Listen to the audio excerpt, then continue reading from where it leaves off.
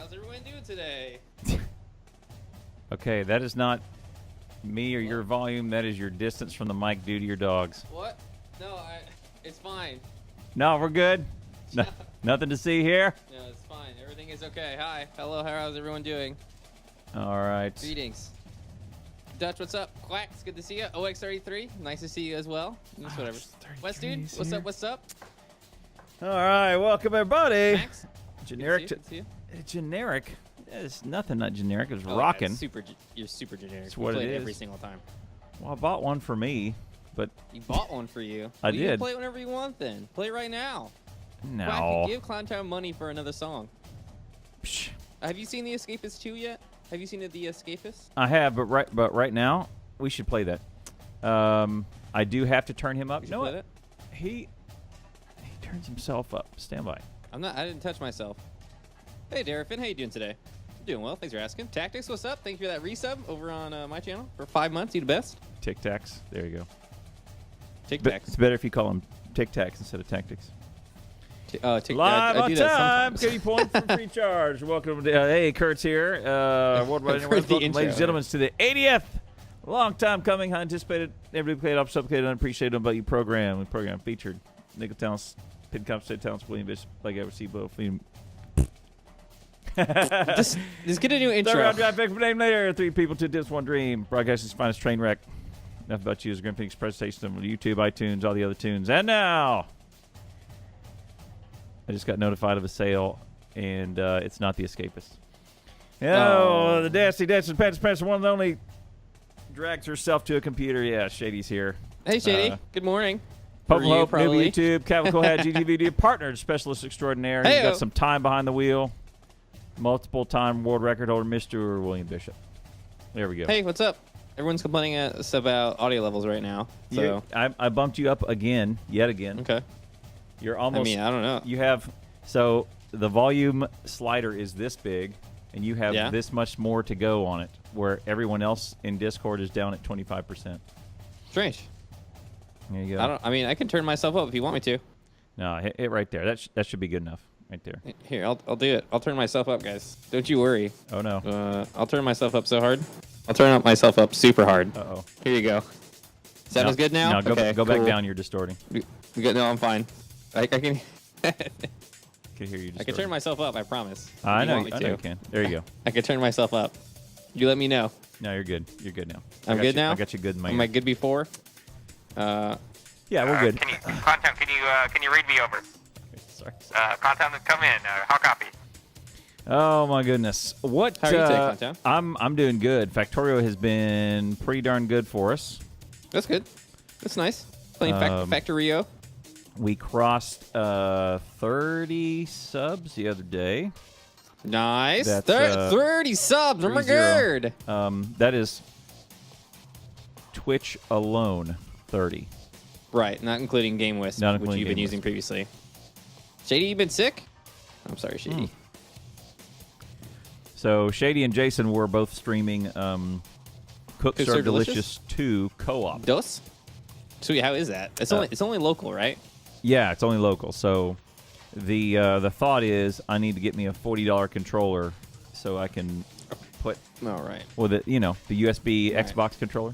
So you just said $40. I was like, that's an expensive controller, but that is actually how much the controllers just cost. Yeah, they do. It's the best. I asked around and most people said just grab the Xbox controller Yep. that has a USB connector, Yep. and then you're done. Then you can do all games, right? Just- Yeah, that's what I have as well. Yeah. So I have for GTA. You guys are always yelling at me about not using my mouse and keyboard. Well, I think my helicopter piloting would go way better if I would Yeah? just get the controller, I because think probably it's different. I don't know. I think it's probably okay.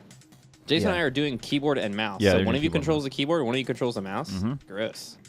right. I don't want to do that.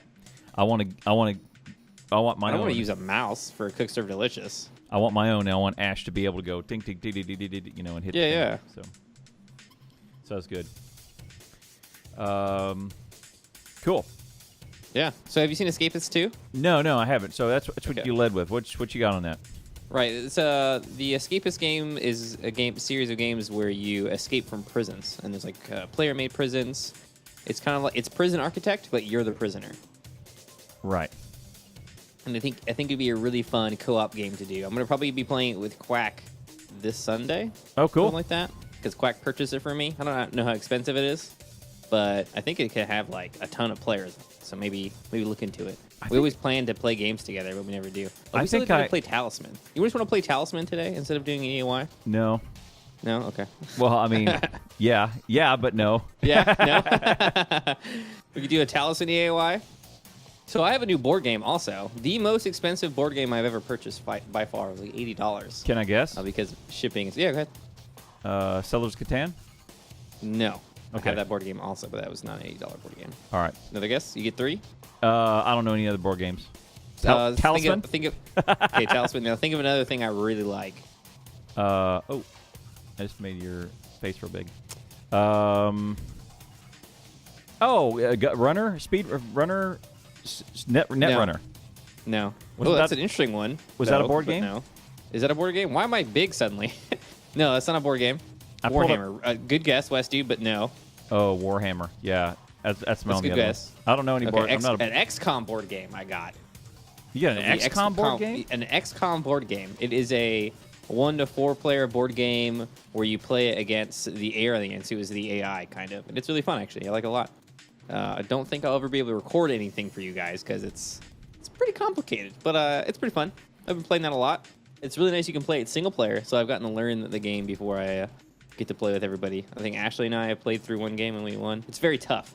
It's a very difficult board game. Are you Not even a Dark Souls board game? Are you That'd be streaming awesome. any of it?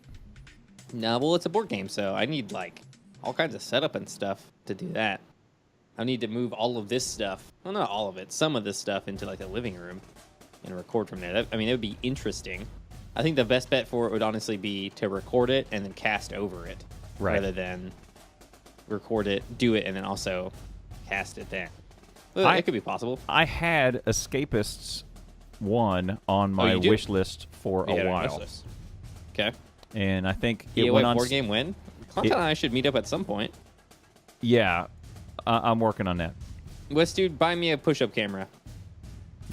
Do you- There you go. Stop complaining. He doesn't have a push-up cam yet, but yeah. There you go. Yeah. I need a new camera. Does Please. I need 2 new cameras, actually. is the Escapist? The Escapist is only single player, right? Is it? Yeah. Escapist 2 is multiplayer. Oh, really? I didn't know Escapist 1 was single player. Yeah, I Maybe had it's it on local there. co-op? Okay, well. Escapist 2 is multiplayer, so that's where it's at. Quack and I Right. will be playing it at some point. I don't know. That's cool. It's multiplayer. And like Cook Serve Delicious, which is local only. Yeah, it's kind of weird. What year is this? Local only. Right. There was one that looked really cool. It was called. I think I actually got it either in a humble bundle, or it was a cooking game. A cooking game. That's not Cook Serve Delicious? I don't even know any other cooking games.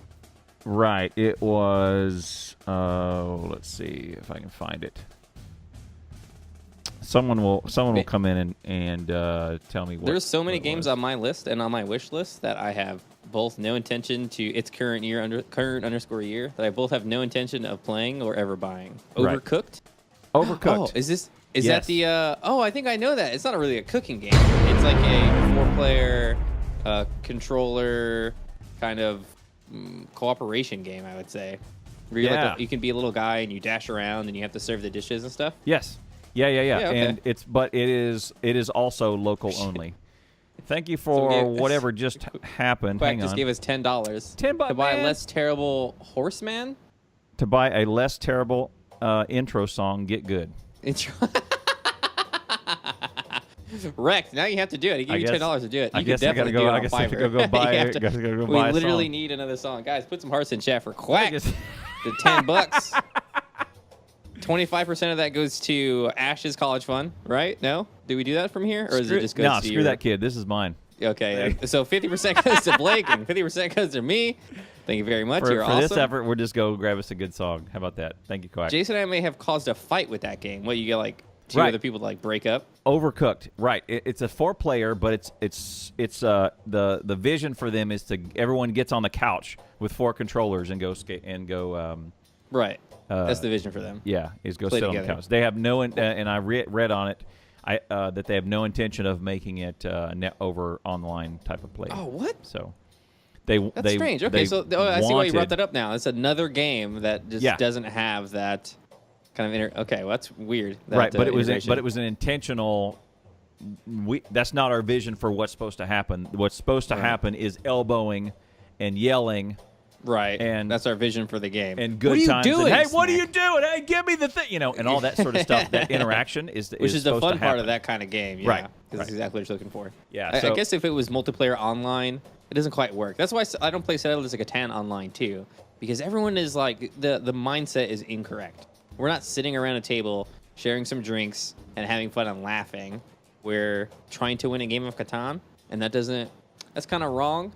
Right. I don't know. It doesn't pull out the amazingness of the board game. Quack Escapist 2 is $20, by the way. I bought it twice too. What do you want me to tell you? Yep. You bought one for you and one for him? Yeah, there you go. I was like, yeah, I'd play Escapist 2 if someone bought it for me. Quack buys it for me. Now Boom. he wants me to go down on him. Like, yeah. There's not a how it link works, for bro. There's a link for Overcooked. okay, if you needed something for buying it for me, you should agree to it previously, all right? Hey, contract is executed. I don't tell Right. you. So it's kind of how it happens. We played it as couples with his best friend. They do not communicate as well as Jason and I do. Okay, so they got into a fight. Right. Actually, Ashley and I and another couple, Caitlin and Andrew, played Keep Talking and Nobody Explodes on stream together. And you and Ashley, let me predict, you and Ashley would have dunked on him.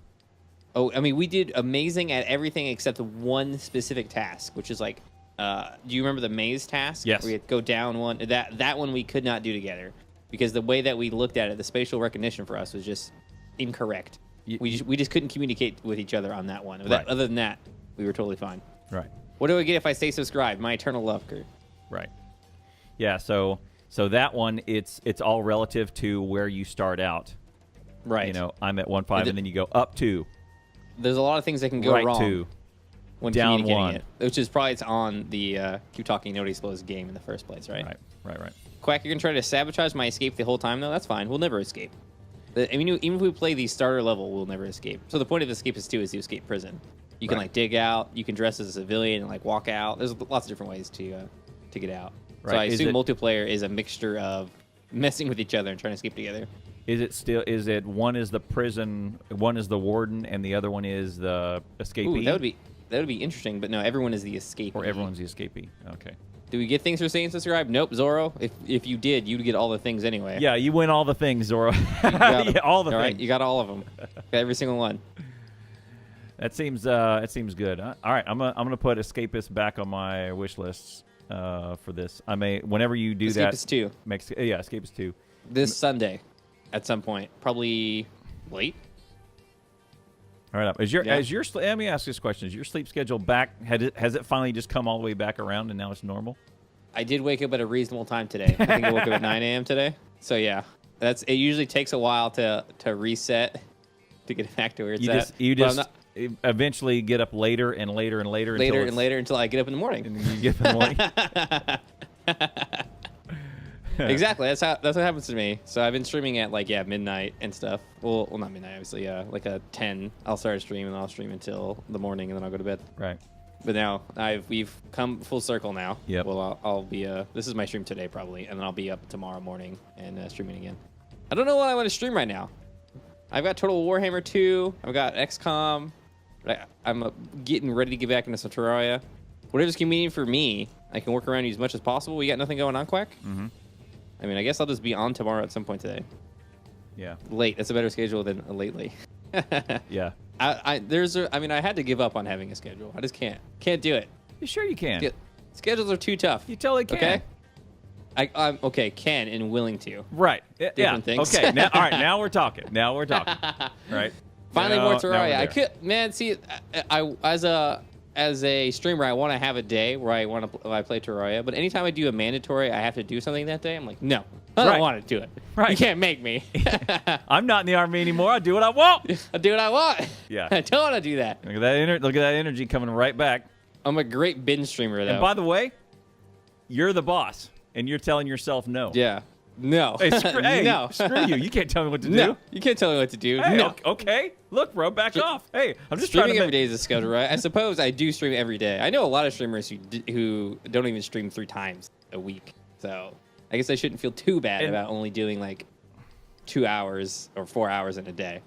Yeah, I mean, you're doing great. I mean, I'm not a professional streamer, and I stream a lot more than partnered streamers do. I think that's definitely true. I stream way more reliably than a lot of partnered streamers, for sure. It's hard to be reliable, you know, to tell be me. here every single day. I mean, you got a lot of stuff going on. Everything, my life is pretty everything chill. I do relies on me being exactly reliable to about the every 20 minutes. Like I can be 20 every 20 minutes. Shit. Well, God dang. There's a window Working for NASA over here. of about 20 minutes where I can kind of slop stuff sometimes. But I do have to hit my marks about every 20 minutes. Like if I don't go to bed in the next 20 minutes, it's going to loop over and I'm going to have to skip this other thing or whatever, right? It kind of relies on me hitting my marks. So. Yep. Cool. You're a reliable guy, Clowntown. I like you for that. I wish I had more of that in me to be a reliable guy. This weekend I might be going taking a trip to Galveston actually. Really? Yeah. You want to come? Beach? I don't know. Yeah, beach. Oh. The dogs have never seen the beach before, so we're gonna take them to the beach and then swim man. out into the water and then watch them freaking lose it. Yeah, they will absolutely lose it. See if Annie drinks the salt water too and gets sick. No, they won't. I mean, they might when they're swimming around, they might accidentally get some in, but they may take one sip and they'll go, "Oh no, like no, salt is." Like, I've seen some dogs get sick from salt water. Yeah. Vlog the dogs, record them, man. I don't have I guess we do have a good camera, maybe, if I feel like it. Well, Pancake, not because you said so. Yeah. Hey, don't tell me That's what for to damn do. sure. Hey, Grief. All right. Hey, look, Grief. How's Grief doing? Griefy Chief and Weefy? Yeah, he's good, but he's the ultimate. Don't tell me what to do. Shay, I know how sand works. Thank you. Jeez, you Right. so anti-outdoors. That's Enjoy true. the oxygen out there, nerd. I had a brief story here. The Beach stream? No, I'm not streaming on the beach. Jesus Christ, guys. Just go live, just for a few minutes. Just go live. I couldn't even be in my swimsuit on Twitch, actually. Oh yeah, you'd have to put a shirt on, huh? But nerd wears a shirt in her swimsuit. Well, yeah.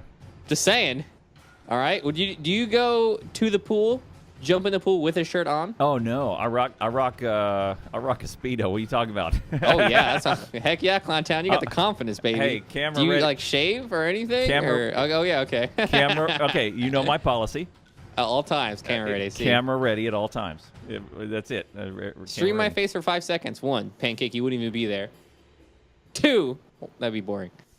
Shirtless is okay again? Nuh-uh. If you do nips, you can still get banned. Unless did they change it? Unless Amazon. Yeah, why would Amazon change it? It's a live streaming format is the issue. Well, YouTube. As long as it's not sexual. So I can have my dick out as long as it's not sexual? Okay. Look. That's interesting to me. That doesn't seem right. I can bring out boobies on the stream as long as it's not sexual. Well, it's a scientific. Here, let me show you my gooch. I'll give you a scientific name for my gooch. Well, if you start circling things and start talking about lesions and and free radicals. Have you not seen all the successful real life streams lately? No, I have not. And all the people that got famous because they're doxed everywhere they are going, constantly doxed. Right. No, I haven't seen it. Well, I said shirt. Yeah, my so one interesting thing is my credit card number got ganked. Your credit card number got. Oh, okay. I'm the wondering. Equifax I thingy? don't know if it's Equifax or it might have just been time because the credit card that I have is one the credit card that I have is one that I went ahead and signed up for all the online protection. Okay. Right, you can opt into like a $5 a year program to put you on the guarded or whatever. Because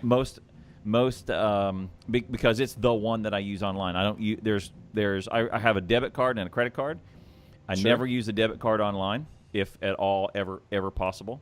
I use a credit card all the time online because it's credit. Like, so if I get ganked, it's not my account. It's usually also get reward points. It's Visa's money that gets ganked, right? Not Right. my actual paycheck, right? So it's one Right. layer in between them and me, and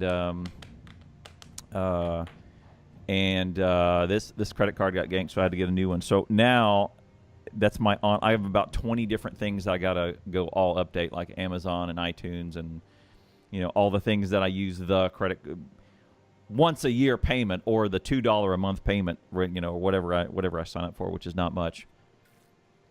But I got to go swap all that out this evening. So what happened? What did you get charged for? Like a really expensive thing? One really expensive I purchase? think it was someone in Italy. Italy? Wow, Italy. That's because it wasn't a .com, it was a .it. Italy? Yeah. Okay. And they ran up $467, and immediately credit card company went nope and declined it. And then I was at my Chick-fil-A trying to oppress the gays, and the yeah. See, okay, just joking. Okay, no, I was trying to get delicious chicken. I was at Chick-fil-A and I got declined, and okay, right, because your card was stopped now. Yeah, and it was. I swear it works. I just want some chicken, man. And he says, and the guy was very funny about it. He goes, and he leans. He's kind of a taller dude, and he leans in and he goes, "Sir, it was declined." At least I mean, it can be an embarrassing thing to get it declined, you know. So it's nice that he had some etiquette about it. What he should have done is wait up. Yo, bro, your card don't work. Yeah. We got exactly. another one, boss. Yeah, that's exactly what you should have done. But he didn't. He was nice about it. Right. And sounded off that air horn, but he did it. He goes, yeah, it's a decline. Sir, it's like a super posh restaurant that you were at. Right. It's like no, it was $3.48 worth of chicken here. I mean, even Bruce Wayne, if his card gets declined, he's embarrassed, right? Yeah. Like he rolled up in $1 million car, and then his card. Oh, sir, you can't. Sorry, your card is declined. Yeah. By the way, I do have this air horn. I have. Is it even? Does it have? Is it an aerosol air horn? Does it have compressed air? Yeah. Compressed air. Okay, yeah. So it actually goes when it's not like I could probably make the same effect with like a honk. Is the thing. I have an air horn about every 12 feet in this house. Is it? Wow. That's did you get a pack of 12? I mean. Yeah. Did you order it off Amazon? Is it literally a pack of 12? I went to Walmart or something. And I got a big chub pack of them and took them home. I got one at work. I have one at work. You could get a whistle too. You have one at work just in case of. In case I need a goddamn air horn is what I need. Okay. Fair enough. Sure. Yeah. I feel like the SFX you play on stream are louder than that air horn sometimes. Well, this one I keep at my desk for Ash. I used it last night. Last night he had the hiccups, and so you scared him out of it. Yeah, and I just isn't hiccups a not a physical thing but a mental thing? Yeah. So here's what the folks saw is they heard this, you know. Having hiccups sucks, man. And it kept going. It kept going like 9 minutes, and I was sick of it. So then I just kind of snuck this up here, and then I hit him. He's so didn't work. And then he didn't. Oh, okay. It eventually just went away. Damn it! Yeah. No payoff to the story. Yeah. He continued hiccuping after you scared him. It never worked. Turns out. Has that ever worked? Scaring someone. Has it ever worked in the history of hiccups? Oh no. Yeah, sure. Definitely. No, definitely it has. I mean, not because of that, but the person have stopped hiccuping after they were scared. That just happened. I mean, hiccups are so commonplace. Well, okay. So, I mean, almost invariably, if you throw enough darts, right? The person wants to quit drinking alcohol, so they go to AA, or the person wants to quit alcohol, and then they quit drinking. Okay, we're talking about any circumstance. The success rate is of being scared out. The success rate of just stop drinking on your own versus going through AA is the same. It's like 5%. I mean, 5% is a pretty big increase. No. Of success. Statistically, there's no difference between the two outcomes. It was the person wanted to stop or something, right? So what I'm saying is, what about a nicotine patch, though? Okay, how does it work for smoking? With the air horn or without the air horn, he would have stopped hiccuping. Oh, but you gave him a 5% increase. You just said that. No. To the chance. No. For drinking, It was on Penn and Teller's show. Which is okay. So drinking is very similar to hiccuping. Alcoholism, hiccuping, like Penn Jillette. I mean, there's like, so morphine addicts have to be given a certain amount of morphine to survive, right? That's why they have methadone clinics. So you have to be weaned off something you're addicted to. I don't think this has anything to do with hiccups, by the way. But, I mean, to say that someone, really, is it the statistics if you go to AA that you have no percentage increase of being able to quit? No way, right? No. There's no increase. It's statistically, there's no difference. So, no, I'm not buying that. Penn and Teller. Someone who's seeking help versus someone who's not seeking help? No. It's someone who they have made the decision to quit drinking. Okay. I'm going to decide to quit drinking, which is a thing that you go through both physiologically and psychologically. Both, you have correct. the act of actually drinking and purchasing alcohol and doing the things with drinking, and then you have the physical response to being drunk and your dependency on it. Correct. So you're telling me that people who are going through both these things that just decide to themselves, I'm going to quit drinking, have an equal success rate to someone who goes out and gets help to stop drinking? Yes. That's what I'm saying. There's no way. I'm not buying that. So here's the thing. The show, there was a show called which link in the chat. It's called IMDb show. Sure. No. It's Jumanji. called Penn and Teller. They went out and they explored this. They said, okay, is there a statistically a higher success rate? The person, in both cases, the person has decided that they don't want to drink anymore. They either quit on their own or they go through AA. Sure. There is no AA does not statistically help your chances of success. Is what the based on this show. It's a show that brought in other data. So okay, so is this a documentary?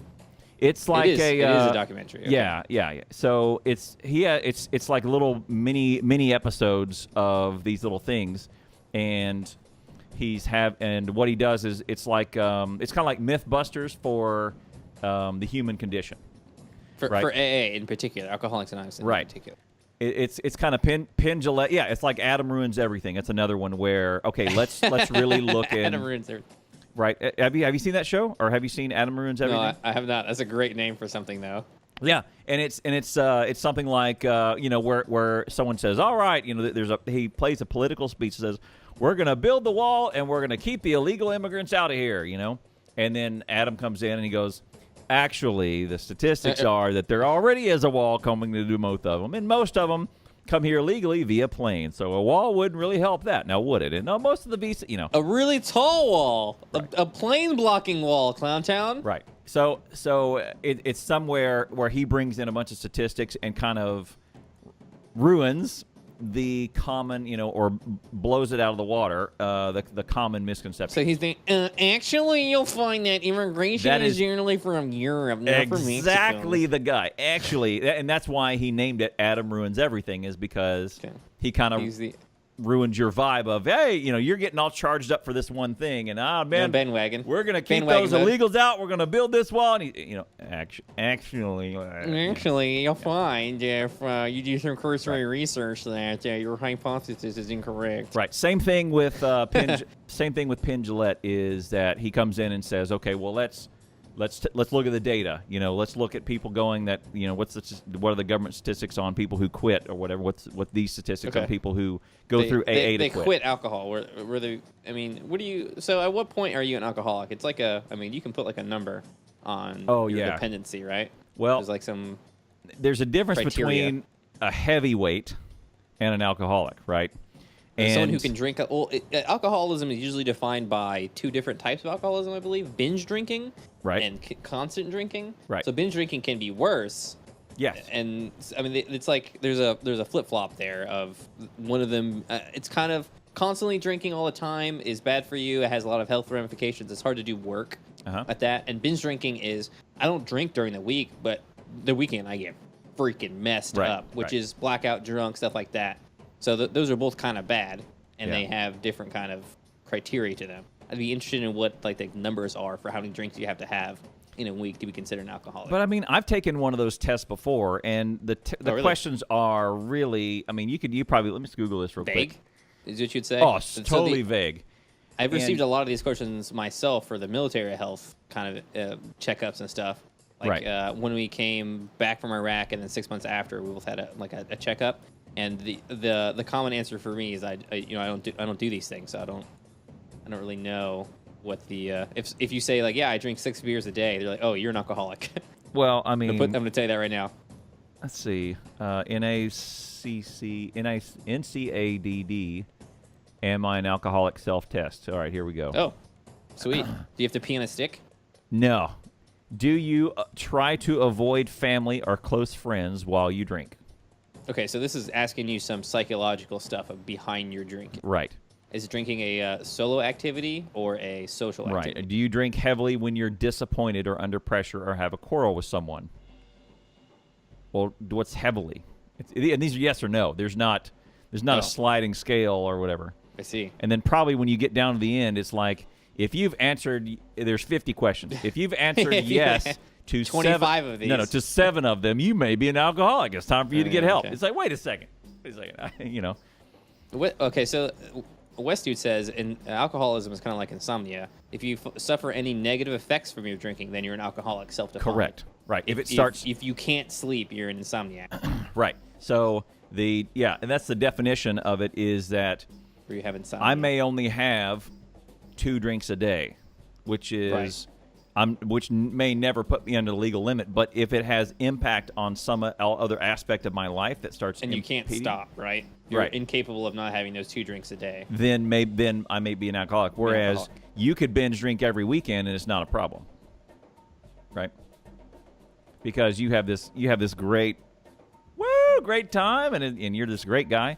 Do you sometimes stay drunk for several days at a time? Well, Dang. I have before, but not now. Man, drunk for several days in a row? Really? mean- Like the constant feeling of being tipsy for multiple days in a row, even after waking up? I mean, there was probably less than 5 weekends where I woke up and had a Bloody Mary, an alcoholic Bloody Mary to. So you woke up when you drank. That's what you're telling me. Yeah, but it was. I think that's. But it was part a of breakfast alcoholism. drink. Okay, it had orange juice in it. It had orange juice in it. I think addiction, for me, I think the biggest identifier for addiction in anything is, do you wake up and do that thing immediately? Right. I feel like that's a big indicator of addiction. Well, maybe not. There was a guy there's a guy that I knew used to work with. There was a guy who, when he got up and he worked, he showed up in the morning and he was sober, but as soon as 3:45 p.m. hit, he was out there and he cracked Drinking. one on the way home. Ooh. On the way home, and he was blotto by 6 p.m. every day. And Wow. but he would wake up and he was there. He was pretty much a model. He was ready to check out after, though. Functional he was model employee that he was there every single day, almost never missed, almost never sick, never missed for any reason, because he knows if he ain't drinking or if he ain't working, he ain't drinking. What if alcoholism makes you a hard worker? Because you know that if you don't work, you can't drink. 100%. He's like he knew that he had to be functional in order to get that money. He was an alcoholic then. I feel like it didn't affect his work. I mean, it didn't affect him negatively. The rest of his life may have been a disaster, but work. I mean, I don't know how it would be. He's consistent at work. He's consistent at something. I worked with this guy for about 3 years straight, and I rarely take days off. This guy never took a day off, like ever, because he knew he wanted that drink, and if he wasn't working, he wasn't drinking. He's getting some real expensive drinks. Mm-hmm.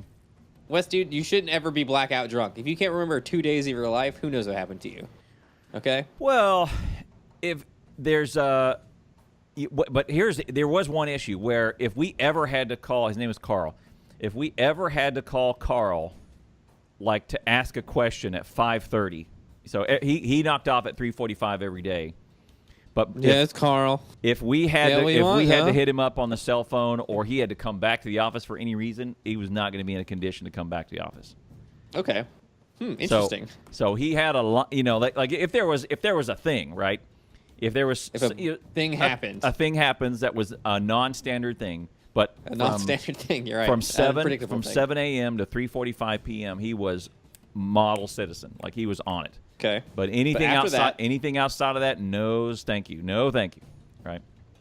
Wow. If you, Okay. if you gave him warning, Who's this guy? What was this guy's name? Carl. Carl. Okay. If we gave him warning that he had to be there at 7 a.m., like we were all going to work on a Saturday because we had this project or whatever, we give him warning, he would show up on a Saturday. But if it was a spontaneous Saturday at noon, no, absolutely not. Absolutely, sorry, not. Can't make Nope. it. Can't drive right now. Yeah.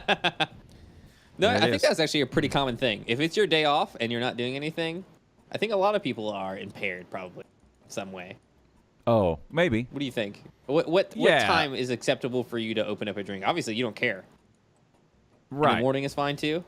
I mean, yeah. Does it- If it's as Depends long, what you got going on, right? Depends If you're what in you got if you're going on a on. vacation, I've be drunk the entire time? Oh, vacation, 100%. Like if you're on a cruise or something, just 100%. If you're in Vegas, 100%. Whatever. be drunk. Doesn't matter. Yeah. If you No want to, if you're on responsibility. I vacation. mean, you still have responsibility. I mean, Kurt, barely. do you think you're addicted to video games?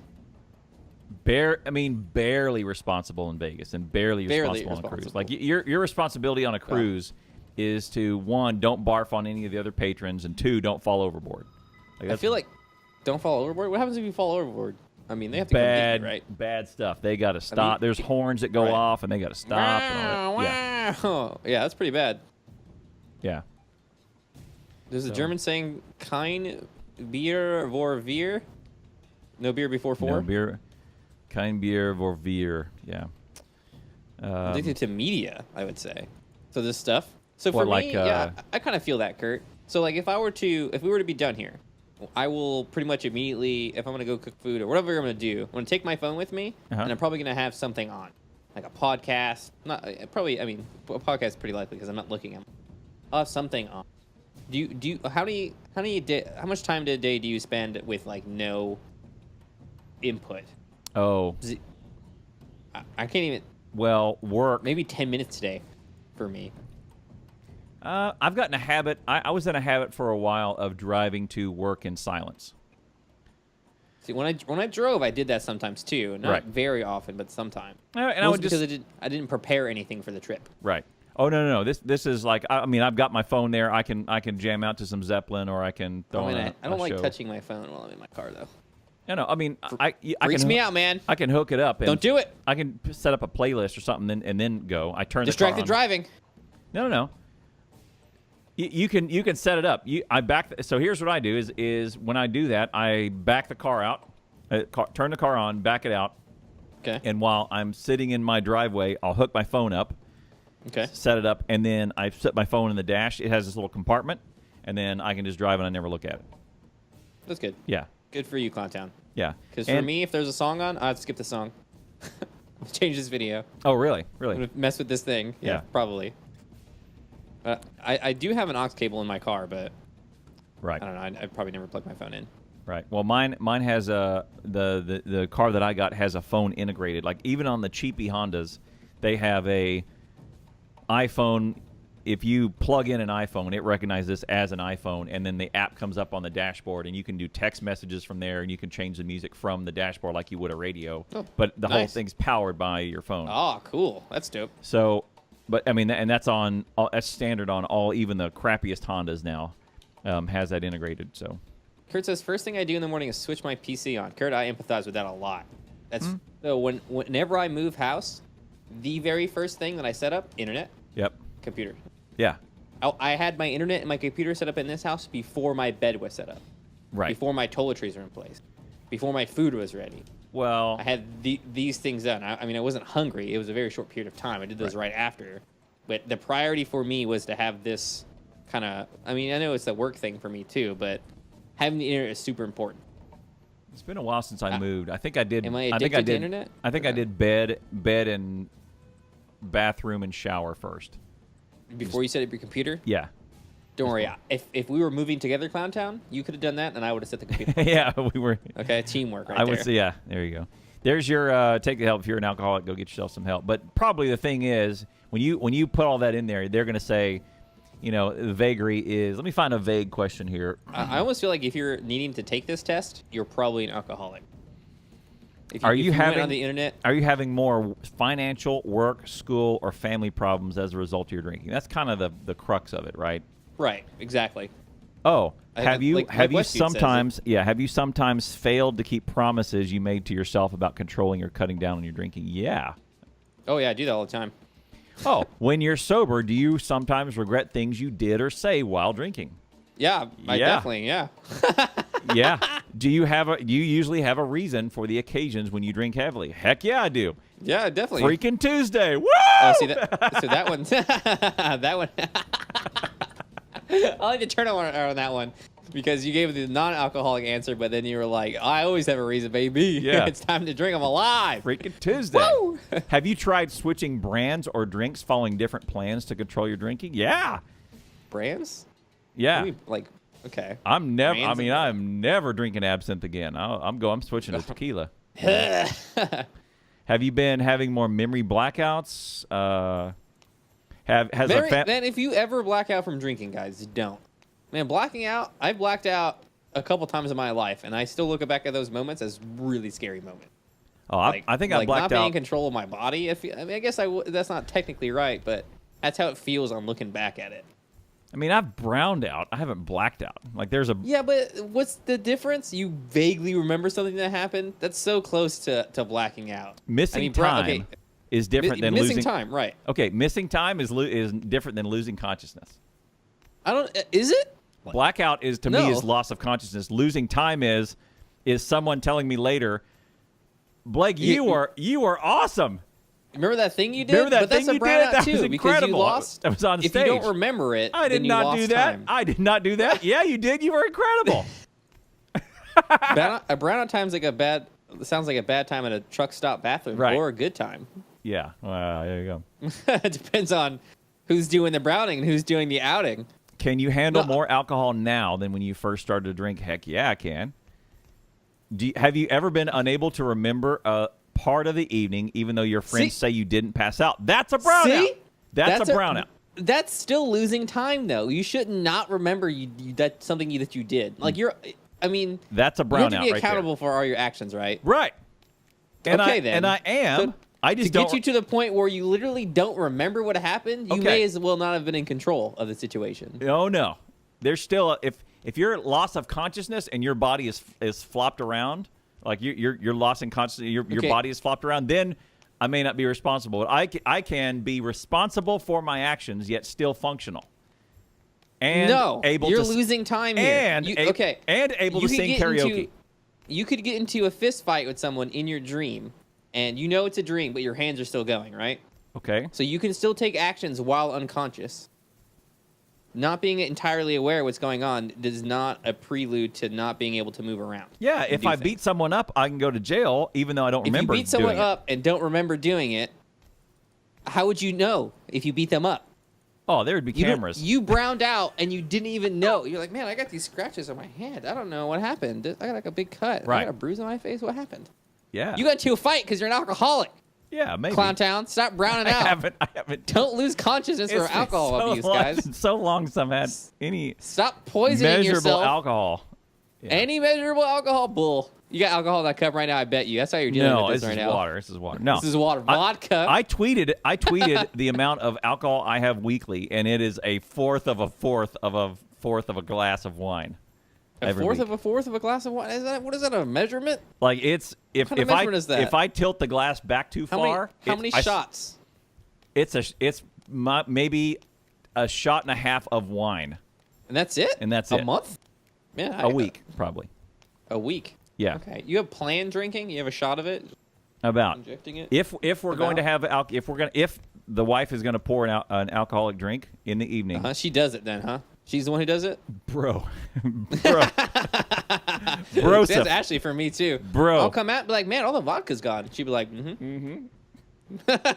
Totally stone cold sober too. Yeah, it's gone.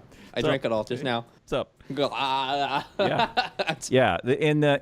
So the glass, it's like a little tumbler, like the glass about yay big. I mean, less than a shot a week is very, very little. Yeah. If I have a drink, it'll be vodka with Sprite. And it's I'll a have my wine. Whataburger It's a and put a shot wine in for there. the tannins and all the heart health and all of that business for the stuff. Heart health. I don't. I absolutely do not get a buzz from it. 100%. I'll just do it. Really? Okay, yeah. I guess even a half a shot, I wouldn't even get a buzz from. Right. Maybe not. Maybe that's not true, actually.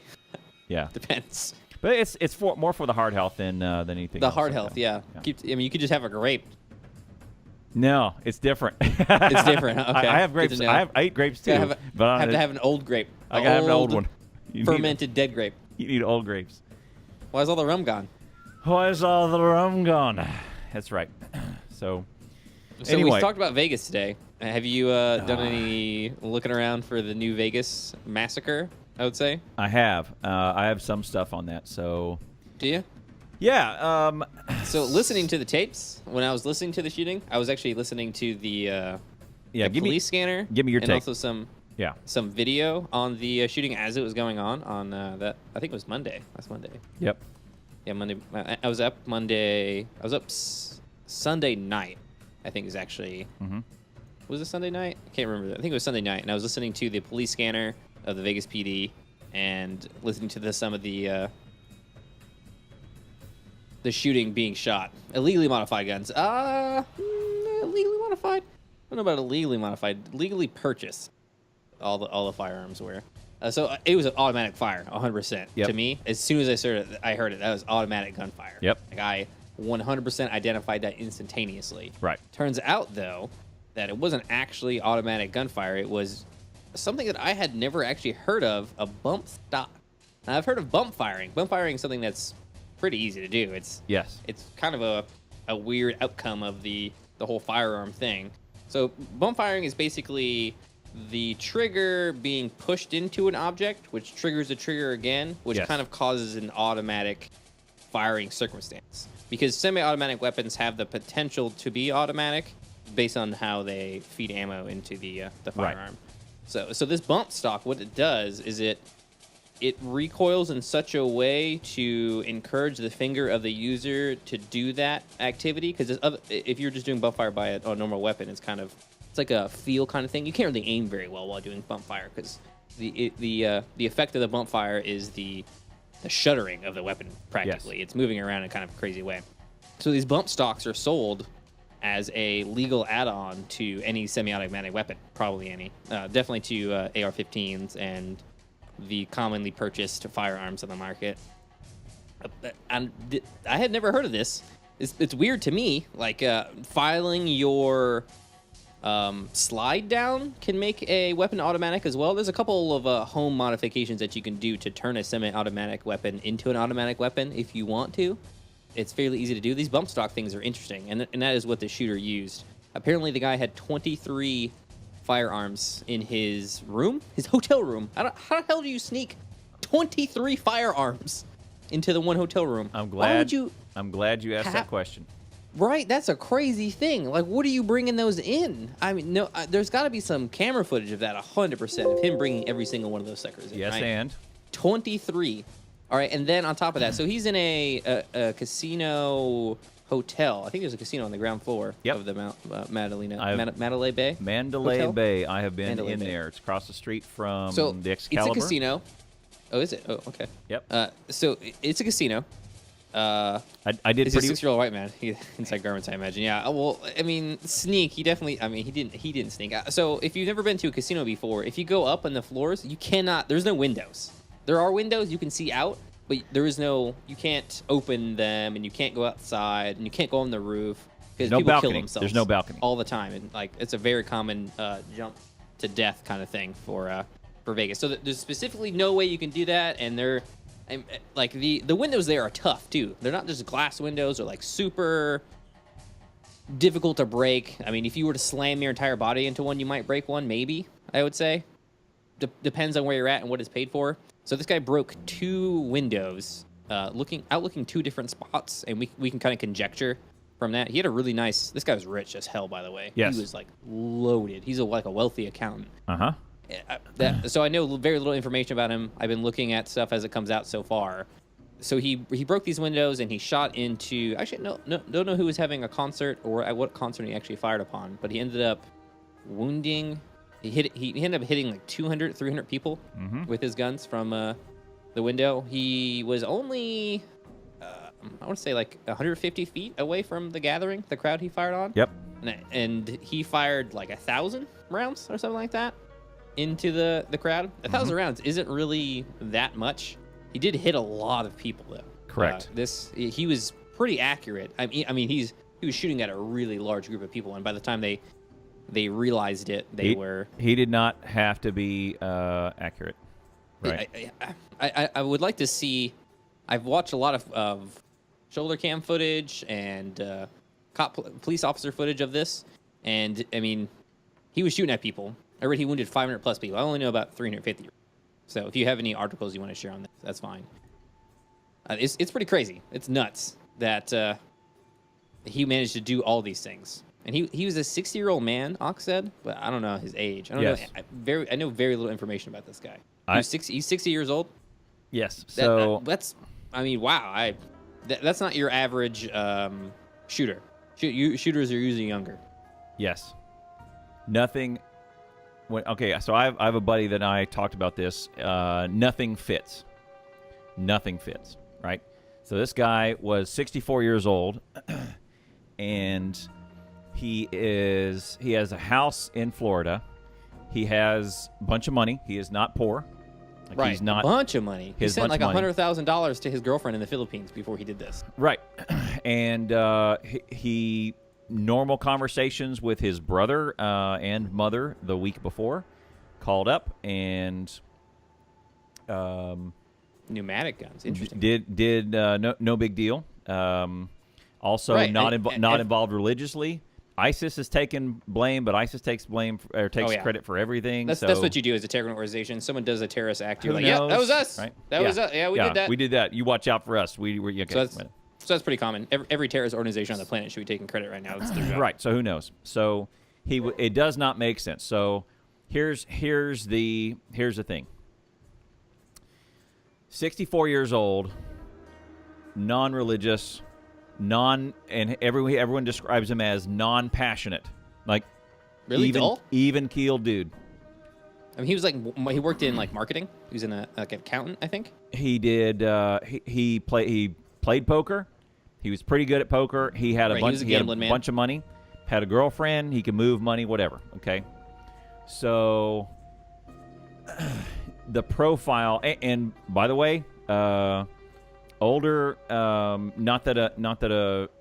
Usually this sort of thing kind of goes to like 19, 20-year-old type of things that get crazy with either hormones or passion or some sort of something.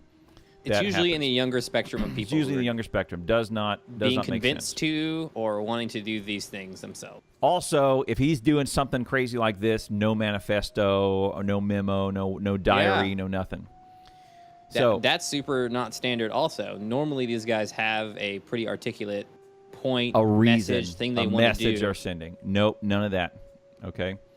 So here's the conspiracy theory that came out on 4chan. I'll show you a picture here in a minute. Was that this guy was the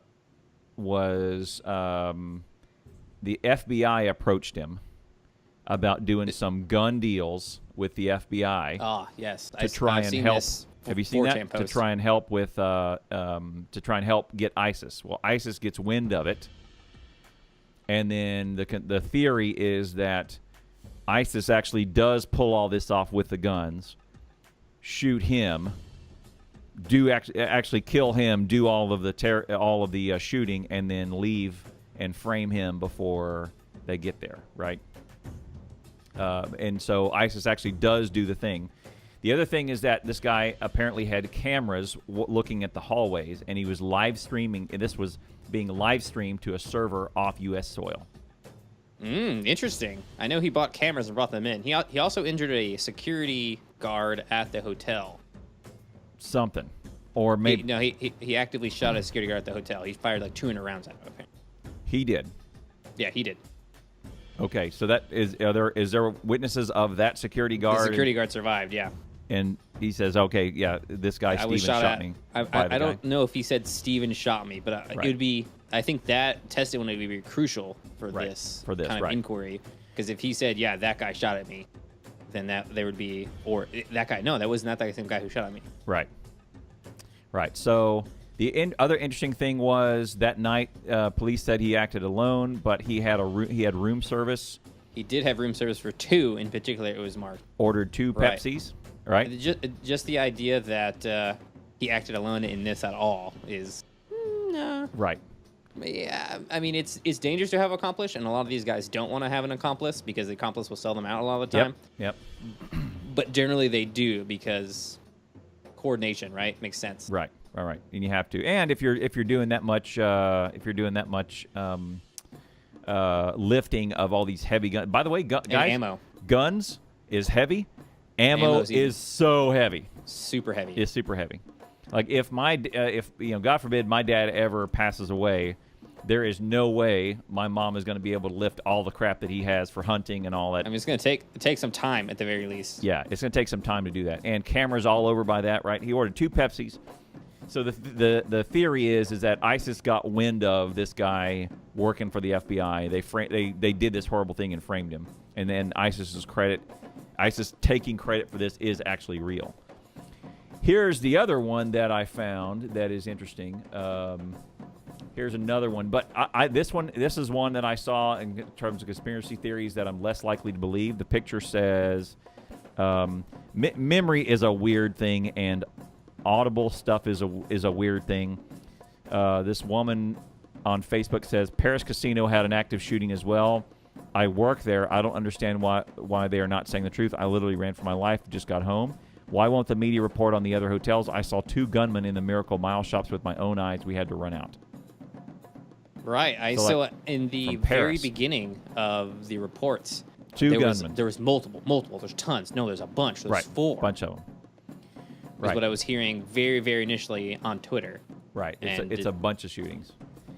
I generally dismiss everything that happens in the very initial moments. In the heat of who knows? Who the hell knows, right? Identifying gunfire and its location is impossible. It's not easy for sure, especially when super tough. When you have tall buildings and sound can echo. Huge echo. You have to watch muzzle flashes to see shooters. Right.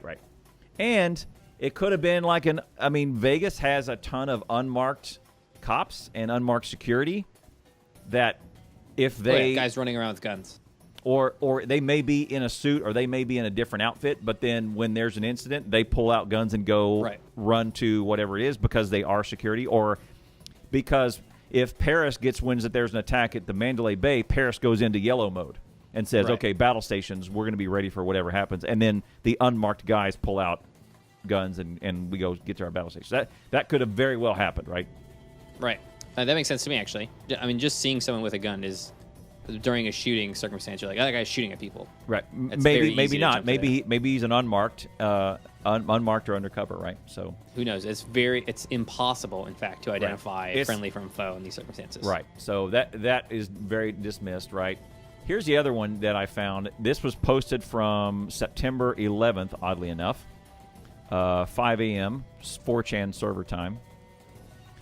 I feel bad for some of you on this website, whatever. If you live in Las Vegas or Henderson, stay inside tomorrow. This is 2 weeks before. Anywhere there are large groups of people, if you see 3 black vans parked next to each other, immediately leave the area. You're welcome. 3 black vans. That could be concert equipment. 3 black vans means nothing. That's a nonsensical post.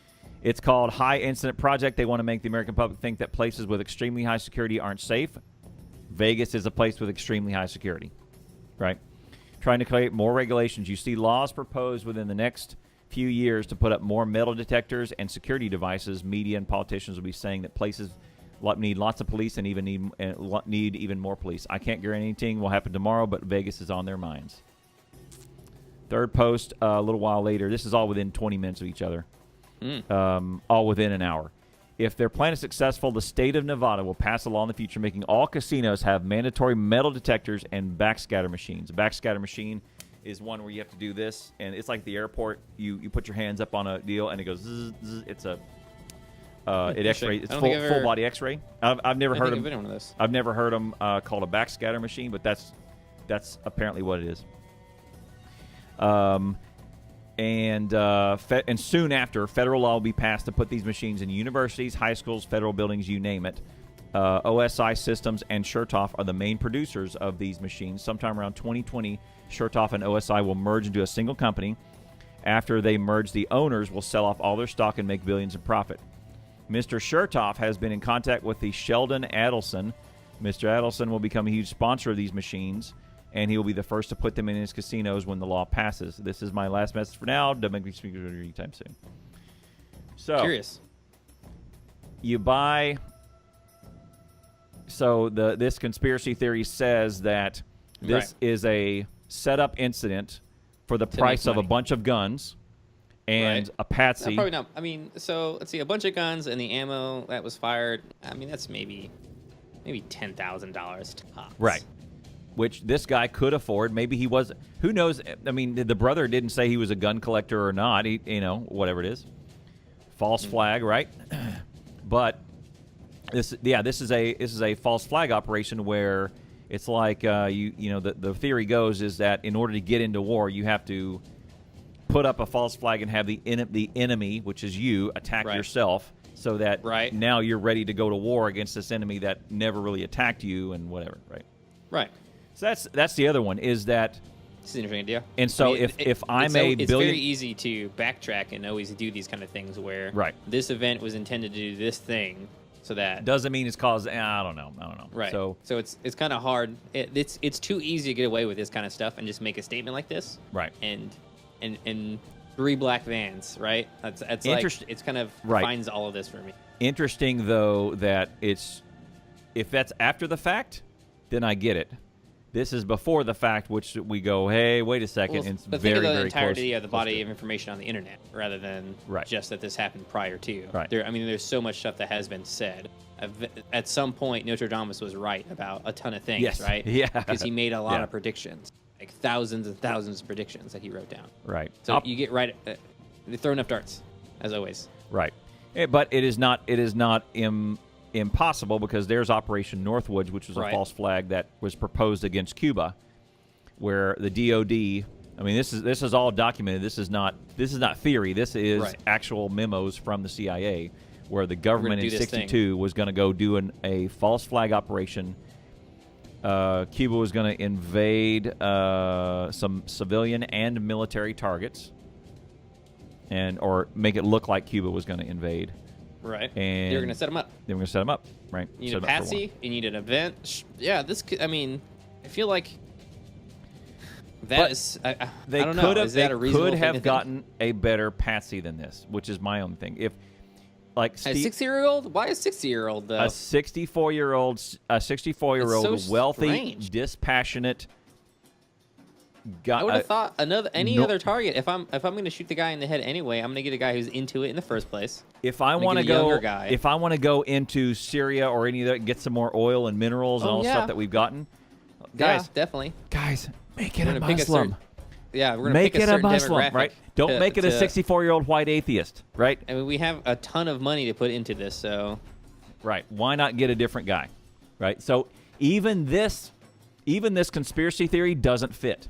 Because now, other than selling metal detectors, who can we go after now? Nobody. It's just we just wanted to sell a couple metal detectors. Right. I feel like what you do if you want to sell some metal detectors is you make a crazy marketing campaign. Even he doesn't fit for the crime that we all think happened, that we're all being reported as happened.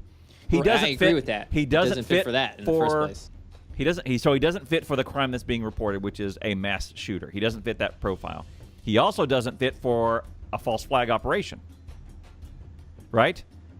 Right. Who's get a better patsy. Are we trying to invade somewhere? Obviously not in this one. Get a better patsy, right? Get a better guy that you're going to set up, right?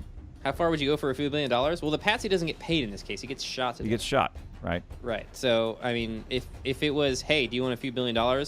Come do these things with us. I would probably say no, because a few $1 billion is too much. Right. When I'm at that point, when I'm messing with people who have a few $1 billion to give to me, I mean, I don't need a few $1 billion. $1 mil, cool. I'll be fine. I mean, $500,000 you're pretty set.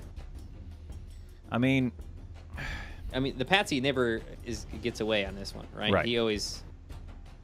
You got to think of the guys pulling the strings, though, right? Well, a few $1 billion to them is also nothing. So the guy selling the metal detectors do they really need another couple $1 billion? Once you have X amount of money, are you seriously that encouraged to make more money? I don't know. Maybe that type of person. Because, I mean, a lot of people who are in this extraordinary wealth are born into it anyway. They didn't work to get it. Well, so you get a loan. You get a loan of a few $1 million, and you end up with right, $4 exactly. billion. And then anything that you want to do, right? Like when you have that much capital to move around, you're going to be successful no matter what. And why, as a billionaire, go pay people to shoot other people when I could just make money from my money? Right. Normally, I'm not going to lose out on money. If I'm Yeah. a billionaire, I'm never going to run out of money. It's not going to happen. I could buy an island. Right. I mean, yeah, that's the other one. Is that yeah? So I've looked at all these theories. This is the mystery: is the guy doesn't even fit the conspiracy theories. That's weird to me. I didn't realize he was so old. I did not know that he was 60. I mean, he looked fairly old, but I was thinking 40. And here's two things that my buddy next to who sits next to me, his name's Rob, and he's a pretty brilliant thinker. And he goes, look. What if they got bored? Well, shoot, they're insane now. Well, look, I don't know what to tell you. Two questions he had is who is this guy's got to be the only 64-year-old on the planet that knows how to set up a camera and live stream it to an offshore server. Yeah, that's also crazy. Because his technological prowess is insane. Okay, so everyone and who wasn't is like he didn't do this for a job either. He was Right. a marketing guy. Right. Why would he he is know not how a to tech set up dude. the camera? Why would he? Oh man, this is not what you do when you're a crazy shooter. Right. You don't set up the hallway. You don't blockade the staircases as a crazy shooter. You just shoot out your window. Right. This is such a high-level op for a 64-year-old accountant. Right. And I mean, so at my company, I looked into the security guard shooting also. The security guard doesn't say that he saw the guy. He said that he was fired at through the door, which makes sense for setting up the camera. okay. Now, to be able to look at the cameras, pointing out the door, and then shoot a person, I could not do that. I've trained for 6 years with guns. It's hard to hit a person. To shoot through a door and hit another human? I mean, that's a tough thing to do. This may be a story for another time, but one night, I had my gun drawn at my front door of my apartment, aimed at a guy Through a door? through a door From a camera? at center mass while he was banging on my door. He was drunk and he got the wrong apartment. Okay. But I was pretty Nice. confident I was going to hit him. You were going to hit him? Yeah. I mean, I guess it's not. It depends on the moment and what's going on. I've been shooting out a window at civilians. I mean, there's a lot of tactical stuff going on there Right. that I feel like a 64-year-old man may have trouble performing. Yeah, 100%. Also, did he lift all these things? Was he in fantastic shape?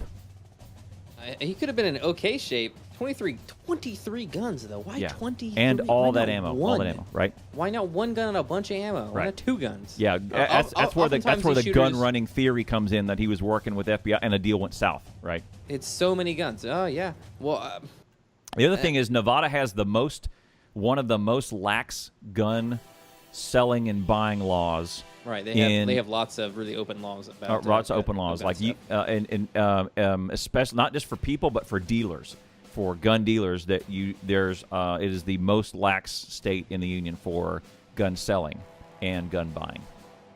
So, and even this guy's brother and his girlfriend, even the people closest to him, say they don't fit. So like if you look at my company, everyone who is 58 or over, and counting with my boss who's a director, he's 58.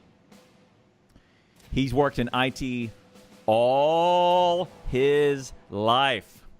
And All of his life. I got to show him how to set up email sometimes.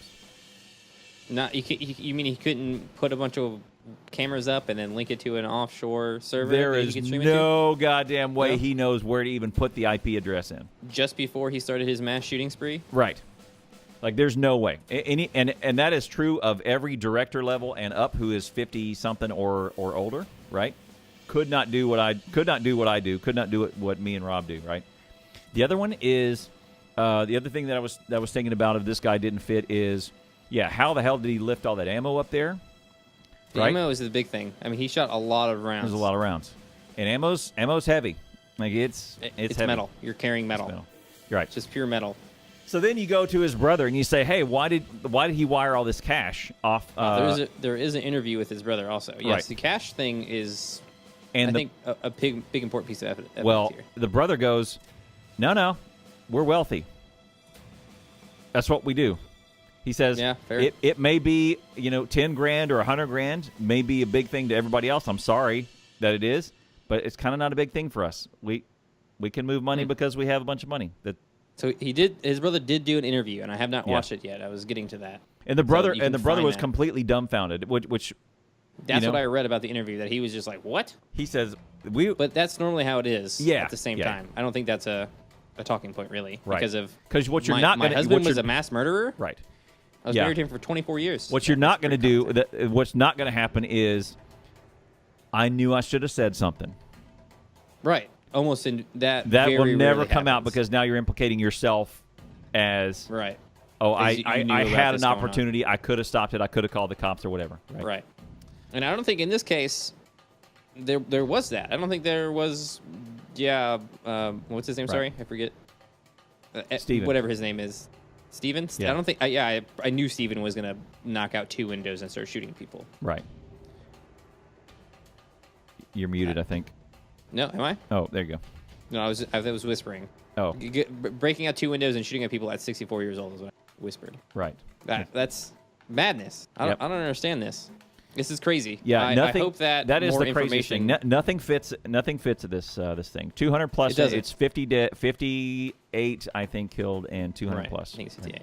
So it's 23 guns, tons of ammunition, a very old, rich, white atheist who commits Dispassionate. a terror attack. Nothing is fit. Nothing fits. If you were this rich and lost your mind, wouldn't you, instead of buy low-tier weapons, something more casually producing? Probably bombs is what you do if you want to be mass casually producing. I mean, if you're super wealthy, why didn't he have any automatic weapons? Why did he only have bump stocks? He could have easily gotten a license for that. He gotten all this other stuff. Yeah. He had no criminal record. Yep. It seems premeditated and also not premeditated at all. I mean, he had this hotel room for multiple days, which kind of explains how he got his equipment in there. Well, that's common because you can. Right. I'm That's very gonna common. I go mean- to Vegas for a couple weeks, and Yeah. I'm gonna Just gonna go be in a win. hotel. I'm gonna go win a poker tournament, and I'm gonna go have some fun. Right. That's totally normal. So him going back and forth to his hotel room and stuff like that. Yep. So paying someone to do all the work for him, I think that's... So if he had done that, he would have just gotten turned in. Yeah. You're not gonna hire someone to blow their own head off, basically. Right. That doesn't add up to me. He did have explosive cameras in his car and in his home. Yes, he did, and he did not employ them. Don't know why. Why? He had an escape plan, also, obviously. Like he did not intend to go down. He had that hallway rigged up for a reason. Right. But right. he ends up killing himself. There was a note apparently left behind, which I'm not. It has not been released, so I'm not buying that there was a note. Assuming he wasn't planning on them, right? I think that's where we're going to. Why did he have all that higher grade stuff that he was obviously able to do? Lots of money, lots of resources, lots of time. He wasn't a stupid man. I guess depends on how you look at him. Yeah. So why didn't he just plant a bomb? Multiple bombs. Plant a bomb in his room. Plant a bomb in his car. He had all the equipment to do that with. And then on that note, why would they have planted that on him Yeah. if they were trying to frame him? This is a gun thing, right? We're trying to get metal detectors sold here. Who cares about explosives? None of this makes sense. It's So, all weird and random, but I guess it's 400 hard to get into a mind of a serial Right. killer. 400 pounds of Mass serial equipment killer. up Mass 30 murderer. floors, sets up a concealed sniper's nest, disarms Well, fire, disables 30 fire flo- alarms. No. There's an elevator. Yeah. Oh yeah. It's not stairs. It's Okay. not stairs. Right. Upstairs. Disable. No This is a tweet. This is something from Snopes. It says disables fire alarms and other security systems in a casino. Right, which is a pretty tough thing. Breaking those windows out is pretty tough as well. Removed a window that is 800 pounds of hurricane-proof glass, and then I don't understand That's how the he crazy removed part. 2 of those windows. 64-year-old man. right 2 800-pound windows were removed, and no military experience, no training. but still hits targets, moving targets. Right, with no I training mean, whatsoever. his and proficiency, it's hard to comment about his proficiency because he Right. is the the token highest casualty of a shooting ever now. And no motive. I don't know, man. It's weird. It doesn't make any sense. This is one of those things that I think will never make sense to anybody. This is the one I found. I've been looking for this one. Let me read this to you. Let me restate this one a little more clear than I did before. Let's do this one. And then, so I don't know if this. So here's the thing. Obviously, evil. If it's this act is evil, right? This is definitely. horrible. I mean, he just hurt people for no reason. And like, there's no, us, the American people and the internet and us asking these questions are not crapping on the victims at all or in their families, and But there's just. There are way more questions than any other shooter, like the San Bernardino one. I mean, they usually get wrapped up pretty quick. San Bernardino one right into focus immediately. Immediately we get Arab focused guy on things. hates gays. Yes, everything fits, right? San Bernardino, Muslim guy hates the blue-eyed devil, wants to kill a bunch of white people. Yeah, all fits, right? All that fits. The guy is FBI. Maybe actual agency, maybe civilian, runs deals and guns, turns people over. He's not agency, so most people don't suspect him. Gambles a bunch because why not? Gets ready to do a deal. Now, then here's the rest of about it. Maybe he's nervous about the job, want to relax a bit. Ships the girlfriend out of the country, does the deal. Sweet mother of Christ, that's a lot of guns. Also more people involved than normal, than he's comfortable. Someone spooks and squeals. Someone finds something. Whatever the reason, the deal goes south, right? And then here's the next bit. Gun runners tell the old guy to shoot up, blame FBI, or they'll do something nightmarish to him, right? Set up cameras to make sure the gun runners grease the old guy, shoot up the concert, and leave the old guy behind for evidence. Possible old clients not new, convince the old guy to blow away the civilians for a cause, whatever that is, or old guy is just a total patsy, part of a larger op, either gets regret or retired at the end. That's one of those four scenarios. I think the one is 4chan post. I like how we have it's 4chan, right? Site so number two is the one that I thought of is the gun runners shoot the old guy, right? Whoever he's trying to do the deal, they frame the old guy, they shoot up the concert and leave the old guy behind. But why shoot up the concert? They're gun runners. They have silenced weapons. Right. Why not just shoot the guy, take the guns, and get out of here? And leave. That's what you do when you kill your partner. Why was this guy running guns? But if it's ISIS they do want to kill as many people as possible and frame someone other than and have why not the bombs then? If they really are about mass casualty production, yeah, they should have gone off the right. You're right. He should have done the explosives. They should have done all this other stuff, right? For sure. Car bomb, man. Car bomb is going to be so lethal. Yeah. The shrapnel produced by the car and all this other stuff. But you're right. I mean, it's still, nothing fits. Nothing fits. Right. Shady says there is too many pieces to this, and none of them fit. That makes her think that there's actually two things going on here rather than just one. Oh, for sure. Yeah. Also a possibility. Anyway. Do you use firearms a lot? Because for me, shooting at a person, shooting at a moving target is a tough thing to do. 100%. Leading a target, shooting at them accurately while in red is not, I would never call it easy. So to say that shooting a gun is nothing more than point and click is wrong. Wrong. I go to the range twice a year, and when I go into the gun range, which is oddly enough one of the most safest places you can go, because definitely, I agree. There are trained mother scratchers in there. Definitely, the range guys are usually super high speed, and they are and all the range guys that I know they are super crazy about safety, about loading and unloading and who's got and who, all this other stuff. Have you ever seen someone get kicked off quick fast? 100%. Yeah. They asked the dude to leave right next to us. Hey, me and my buddy. Please leave. Yeah, You're not please handling leave. that in a way that I feel safe. Yep, you're out. And they kicked out people. So I go to the range twice a year, and I immediately go on yellow, and I'm shooting at paper. Right? And I feel this gun kick in my hand, and I hear it, and I feel it. There's like an emotional response for me to fire my pistol or whatever I happen to be carrying. There's an emotional response for it.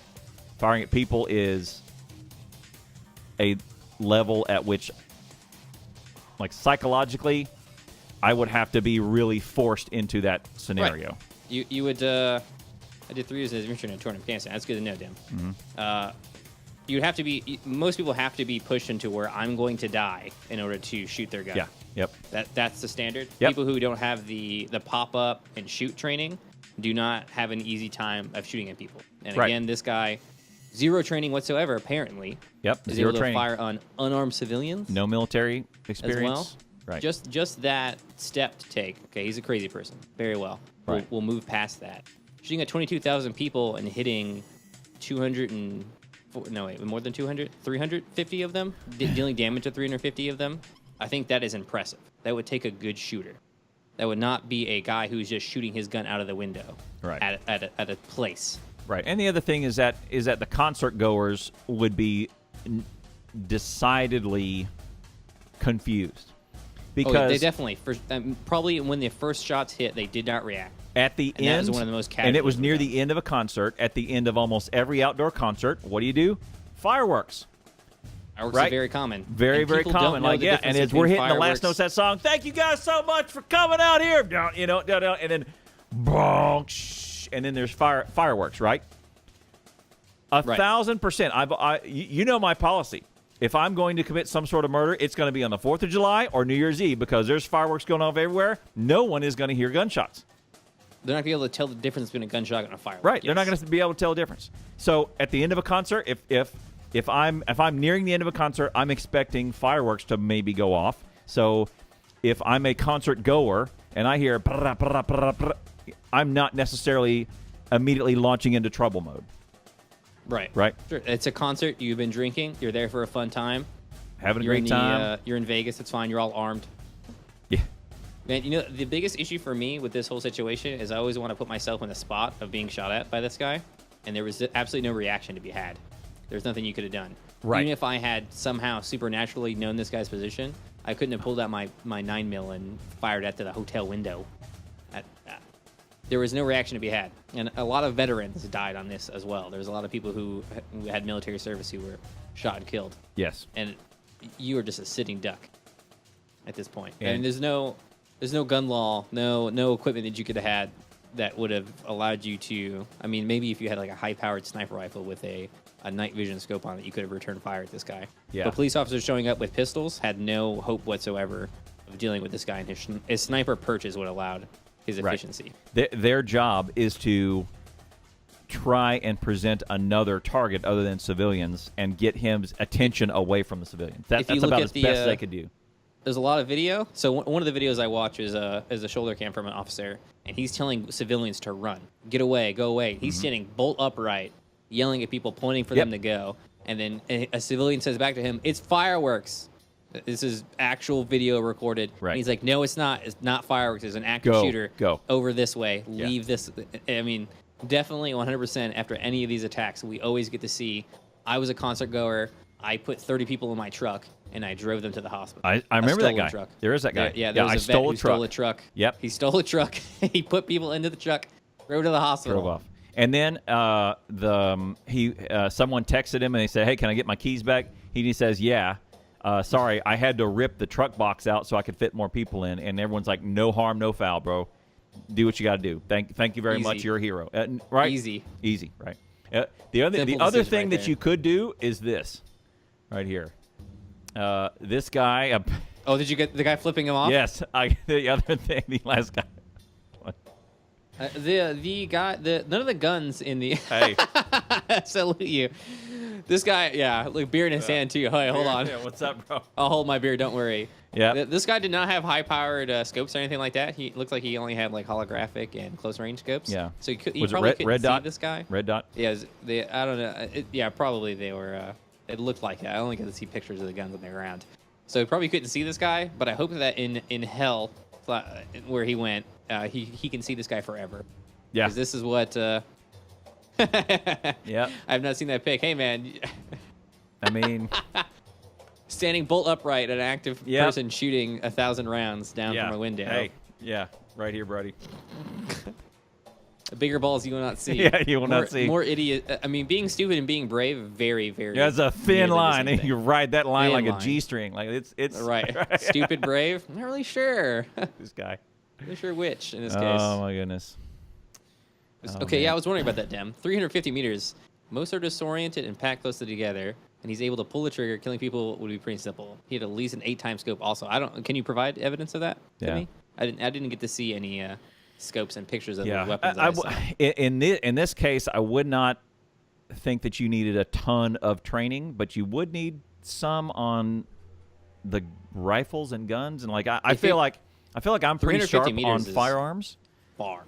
It is far, but you don't really have to be super accurate to right. In this, again, to hit 300 people with your Jason, what's up, man? How you doing? This was not an untrained shooter. That's what I'm saying. Yeah. I feel like, right. Another thing that doesn't fit. I feel like it was not an untrained shooter. I would have a tough time at this. I may not, I don't know. I may not have the accuracy that this person does. I feel like I'm pretty smart on firearms. I know how they work. I don't have a lot of experience with them. Intellectually, I know how they work, but I think I would be shaking and. Oh yeah. Shoot. I would go into. I would go into black. I would go into red or black. You would fire off your first magazine and go to reload your second magazine, and you would drop it and you would fumble with it. 100%. You'd have a hard time getting into the well. Once you finally got on there, you'd forget to slam the. Yeah, you can post links, Damn. I think you should be fine. You forget to slam the bolt forward, and it wouldn't load. You get a double feed like that. That would 100% would happen. This is my first time of shooting a human being. Right. It would not be. I hit 350 people in the span of. I don't know how long the shooting actually lasts for before they stopped him. Yeah. So 2 things before you read that. 2 things that came out afterwards. One idiot and one smart. We'll do the idiot first. The idiot was Hillary immediately tweets out. The next tweet after this thing hits out is that she says, well, her thing is horrible tragedy in Vegas. Let me read that. Let me goddamn read that. Yeah, her quotes, yeah. Horrible tragedy in Vegas. Horrible NRA, tragedy in Vegas. Something. And then she immediately goes, and Republicans want to pass silencer legislation. Right, that's what it was. Oh, there it is.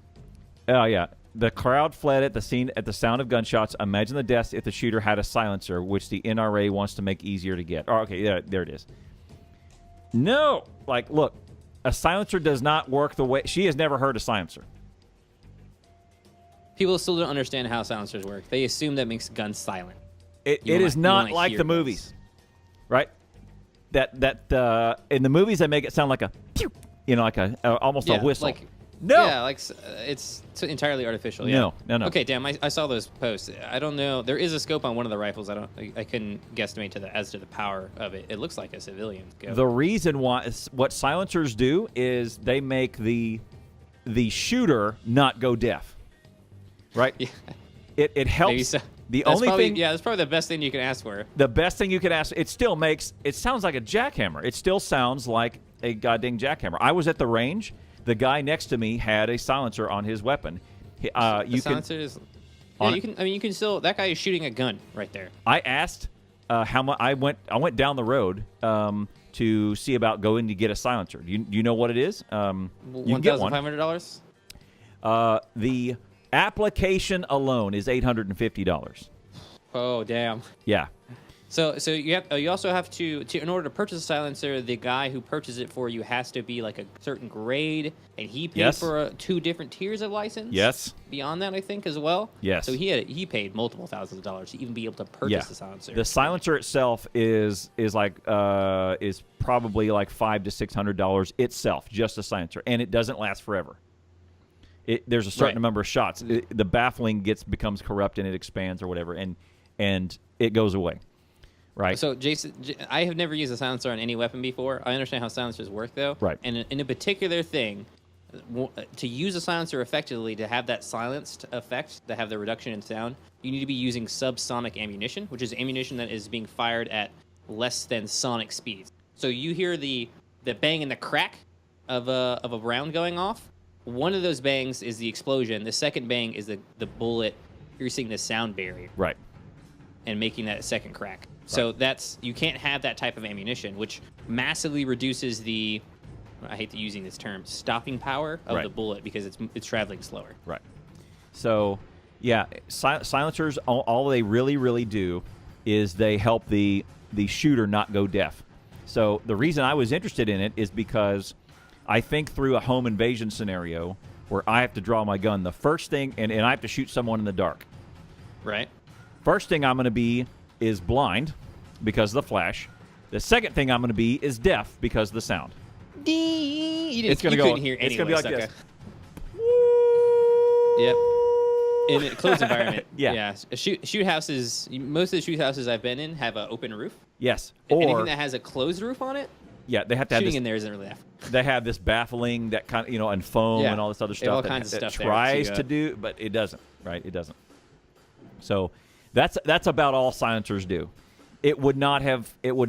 She doesn't understand how silencers work. She's never seen or heard one, evidently, right?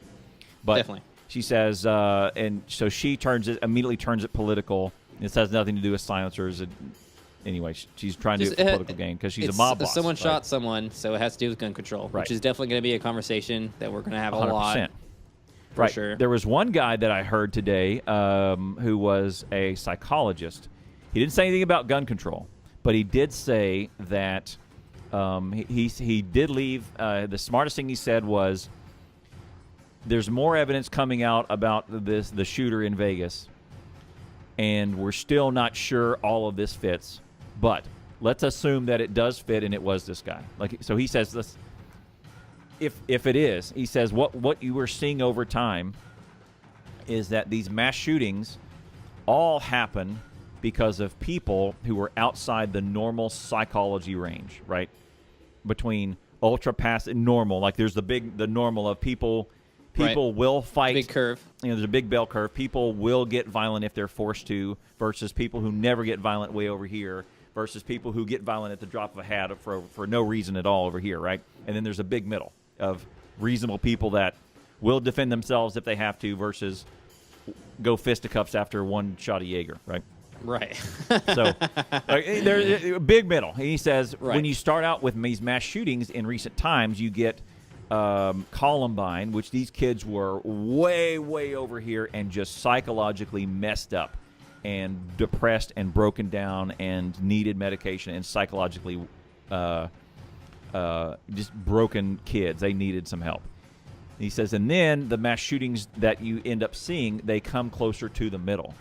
And he says what you're seeing over time, if Steven, this Steven guy in Vegas was the real deal for a mass shooting, over time, mass shootings, the perpetrators of these get closer to the middle of norm. Obviously, they're not normal, but they get closer to looking like a normal Right. citizen. Then Almost indiscernible prior to the event from an indiscernible person. Yes. So like we had a minority deal to be like, oh, this guy, are you sure? Yeah. Doesn't really fit the Exactly. doesn't really fit the bill. exactly. So Jubin says in the scenario, if the guy had used a silencer, he probably would have been harder to locate. It's possible. I think he was Possible. located from inside the hotel anyway, by the by people below him and above him on yeah, the floors. it still rather than- sounds very.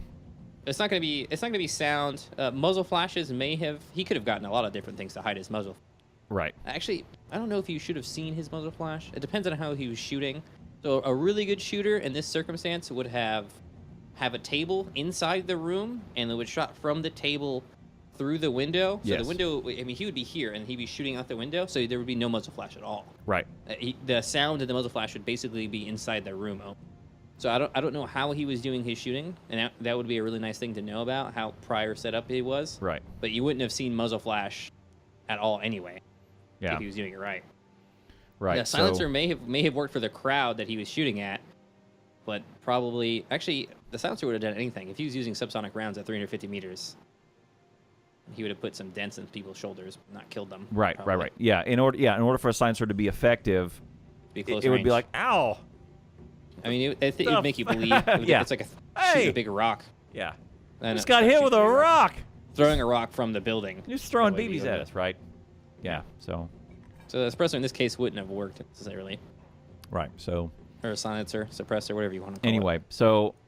Anyway, so now the conversation is gun control. And by the way, you can ever since 1986, you can't buy an automatic rifle. And this was like Right. if that's what we're talking about here about making These it weren't hard, technically making it automatic, hard right? to buy automatic rifles, you can't really.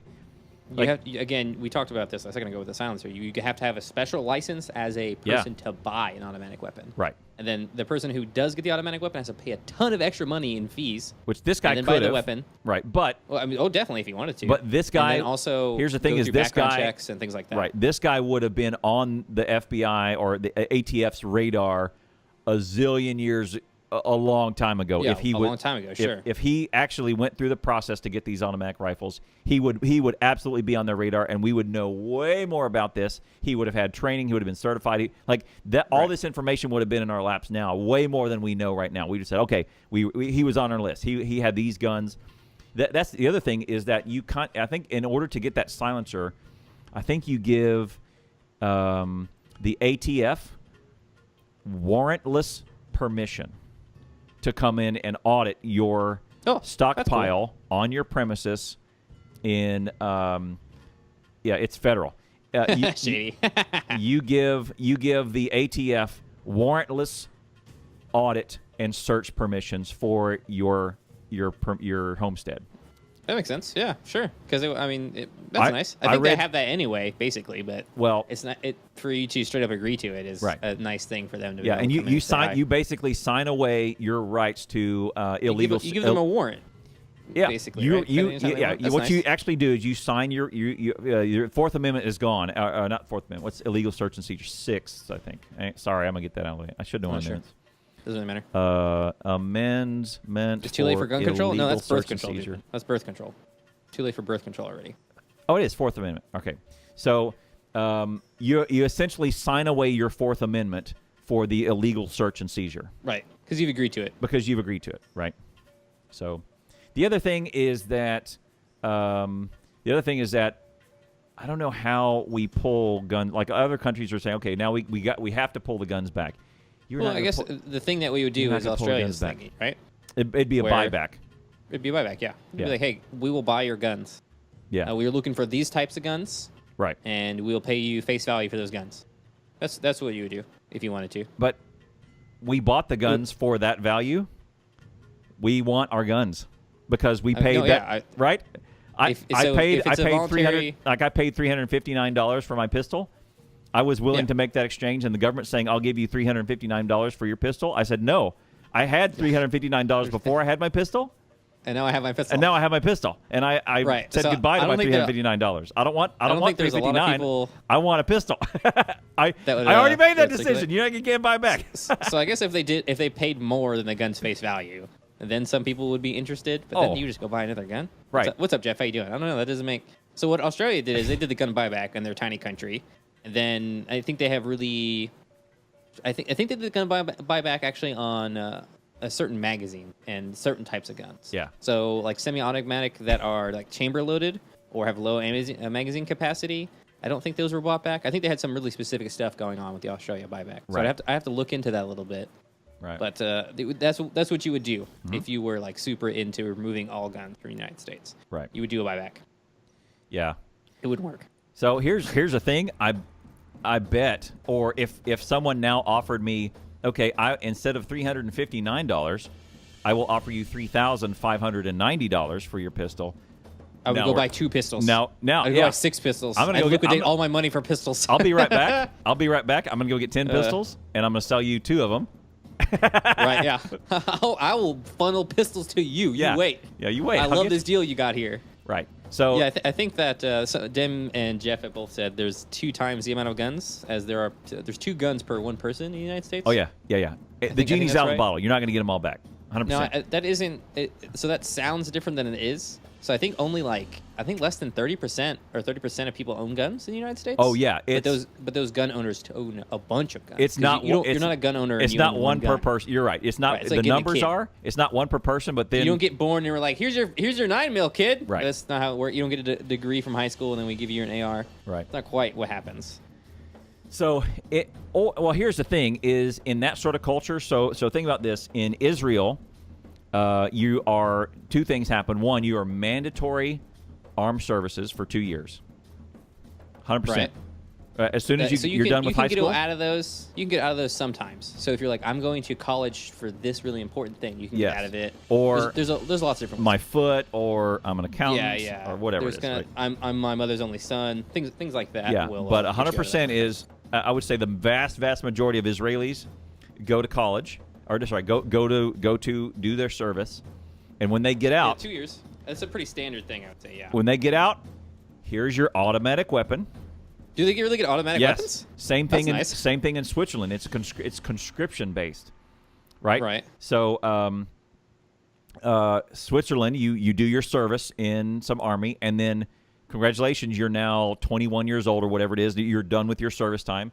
Here is your automatic weapon. As a citizen of Switzerland, we may call you again. I think it's Switzerland. It might be Sweden. That's nice. Okay, well, let me. It's one of the S's, Switzerland. So the reason that this mandatory service thing is a good idea, Switzerland conscription system, is when you make every single citizen of your nation a partisan, you're impossible. You're just freaking not worth it. At the point where you invade a country, you beat them all, and they're all military trained. Yes. You don't beat them. That is why the Fourth Amendment is there. That is why everyone in America has guns. Like ISIS would never take hold in the U.S. We would sooner kill ourselves and each other than another. That is exactly organization why. Would take us over. That is exactly why they want an armed citizenry. It is not really. It is against the government, but it's more appropriately against ISIS, something like ISIS. If like 40 guys got together, males between 16 and 25 got together at the Home Depot parking lot and said, all right, it's time to go. We're going to go up. We're going to chop each other's heads off. We're going to cleanse the city, right? That's what ISIS does, right? Okay, 40 guys, right? Yeah, or 100 guys met. Sure, I mean, yeah, we put a number on it. Yeah, 100 guys met in the Home Depot parking lot. 61 of them would not make it out of the Home Depot parking lot. Right? I get your analogy, yes. It would not happen. Like, they would not get very far at all. Like, they would be gunned down because if an armed, especially somewhere that with like concealed carry, there would be some like in concealed carry, say in Texas, there would be some old cowboy would say open carry in Texas. Yeah, open carry. Well, it's changed, right? But some guy would go, I can get 7 of them right here. And bang, then bang. And another guy would go, I can get about 11 of them right here from where I'm sitting. And then we'd go, go. The analogy is if you were to go door to door and there's no police involvement, right, eventually your 100 dudes would die because of the firearms returning fire at you. You'd probably be successful in a lot of attacks, but then you would eventually be whittled down. You would eventually whittle down to nothing. You'd be defeated. It's kind of the analogy we're using here. It definitely depends on where you go, whether that would be the case. I think in New York would have a tough time with defending against that. I think their gun laws are pretty strict, and a lot of people don't own guns there. Yep. I like the idea. I think it's a very functional and working idea that if we were to be somehow subjugated, having ability to defend ourselves as a local populace is smart. Because I know that when the United States forces were occupying Iraq, they were like, no guns for anybody. Nobody can have guns. We'll take in all your guns. You can't have a gun. No, I don't care if you owned a gun before. No, you can't have it. And then later on, okay, you can have one AK-47. That's it. Right. So that was the thing. All right, where's your AK-47 at? Okay, here it is. All right, we're gonna search your house now for other AK-47s. Right. Or that's what it was when I was there. Right. You could have one gun. Now, why would the military want to disarm the population of a country that it was occupying? I can't think of one. What an interesting idea that they would want to do that. Right. So the issue I'm not sold on conscription would be great for us. If you had to go, if it was mandatory 2-year service for everyone in the United States, I'd be okay with that. So two things. One, the mandatory service, because you are now trained, you're now respectful of the discipline it takes to do it. You also are respectful for the sound and the feeling and all of those emotions towards guns, right? No, that's a great thing, getting trained in the guns and getting all that stuff. But I think the feeling of camaraderie that you would get in that circumstance would also be pretty important. Plus, Switzerland has a very homogenous culture. Like, you are raised Swiss, you have this certain mindset. It's very homogenous culture. There's not as many different cultures as there are in America. Like, there are, you can from where I am, there are parts of my city that I could go that no English is spoken. at all. Right. Yeah, definitely. For many city blocks. Chinatown. Yeah, right. You can go and even in somewhere like Houston, where I grew up, there were places where the places I hung out where it was a mixture of Hebrew and English. I hung out with the Jewish guys. Sure. Like that's how I know about Israeli history. That's cool. We would take a trip into the Vietnamese part of town to go get some amazing food, and we went to this one Vietnamese restaurant where we got a buffet to go, but you flip it over because the lid was bigger. And we would get, and I got a scoop. Nice. I got a scoop of rice, and my that buddy. is a super ninja because the bottom has the divots there for those animals that can't deal with their food touching. Yes. So if you flip it over, yes. hey, here's yeah. And I got a scoop of rice to put in a bed of rice, and my buddy looked at me like I was crazy. He's, "What are you doing, filling up on rice?" I will make rice at home. We can make rice back at meat. This is why these places shut down. I'm just saying that. We 100%. All right. There was one buffet that I was 100%. Me and my 7 screwball buddies shut down in Houston. I tell you what, man. So, but in that place, barely spoke English, and so it was a very highly Vietnamese culture with Vietnamese kids there, barely speaking English. Also, like it is, and going up to where I grew up, which is, basically white trailer trash, which is Redneckville. Oh yeah, represent. Like white trailer trash. And then the people I went to school with, I think was 70% black, and that's for me going to school in Houston, Acres Homes. I think there was 3 other white kids in my high school. My first day of junior high, I was in the restroom, and they said, "Hey, boy, you want to play a game?" And I said, "What kind of?" "What kind of game?" They said, "Hang the white boy." I was like, "Oh, okay. Well, wow, gentlemen, well, I can't say that to you. You can't say that to me. Gentlemen, I bid you good day. Yeah. See ya. Jeff says it'd be very difficult for someone to judge a person of like a different background if they were to serve next to them. I don't agree with that. So that and all of that, all of those 4 cultures that I grew up in, there's no way they have the same exact mindset about guns and about conscription, about anything, and about anything, right? About marriage, about family. I mean, nothing. About that's hose, what culture's all about. That's what states are all about too. That's why I like the state system, which is basically the country system. Right. About being weed, able to, anything. Yeah. Like it's just such a huge difference in every single culture, and that I think that's okay. I think that's fine. It is okay, but then when you say, all right, all of you guys get guns, the white redneck part that I grew up with would go, yeah, we should all have guns, and then the Hebrew person would go, oi, why would I ever want gun? Why would I ever want something like they would cringe at it, So right, definitely. Hey, Green Eyes, how you doing? So I guess culture would definitely be homogenized if conscription. It's not conscription. Mandatory service is what I would like to call it. We would unite. We would unite in a. We would unite a little bit more if I feel like definitely so. Bonded. Just having something. What company were you in? Oh, I was in this company. Right. I feel like that. Where'd would you do be your a nice boot? thing. Oh, Benning. I remember the sweat box, and he's going to make the walls sweat. Yeah. I heard that story too. Yeah. But at the same time, having that makes it so that there are less people getting into college, less people who are specifically doing the things that they wanted to do. Because I served with people who all volunteered. Volunteer. Maybe 1 or 2 of them were sentenced to military service because of something that they had done. Everyone else was volunteer, though. Right. And that's a nice feeling. It's cool to know that we all agreed to be here. I want to be here. And and sometimes it could feel like I don't want to be here, but if you really didn't want to be there, you can leave. So the mandatory part might be a little bit. It would definitely water down our troops a bit. I think we wouldn't all be so. What they are. I don't have a good word to homogenize everyone in the military. I think it would do a lot of good things. It definitely wouldn't get rid of entirely bigotry. It definitely wouldn't get rid of sexism entirely.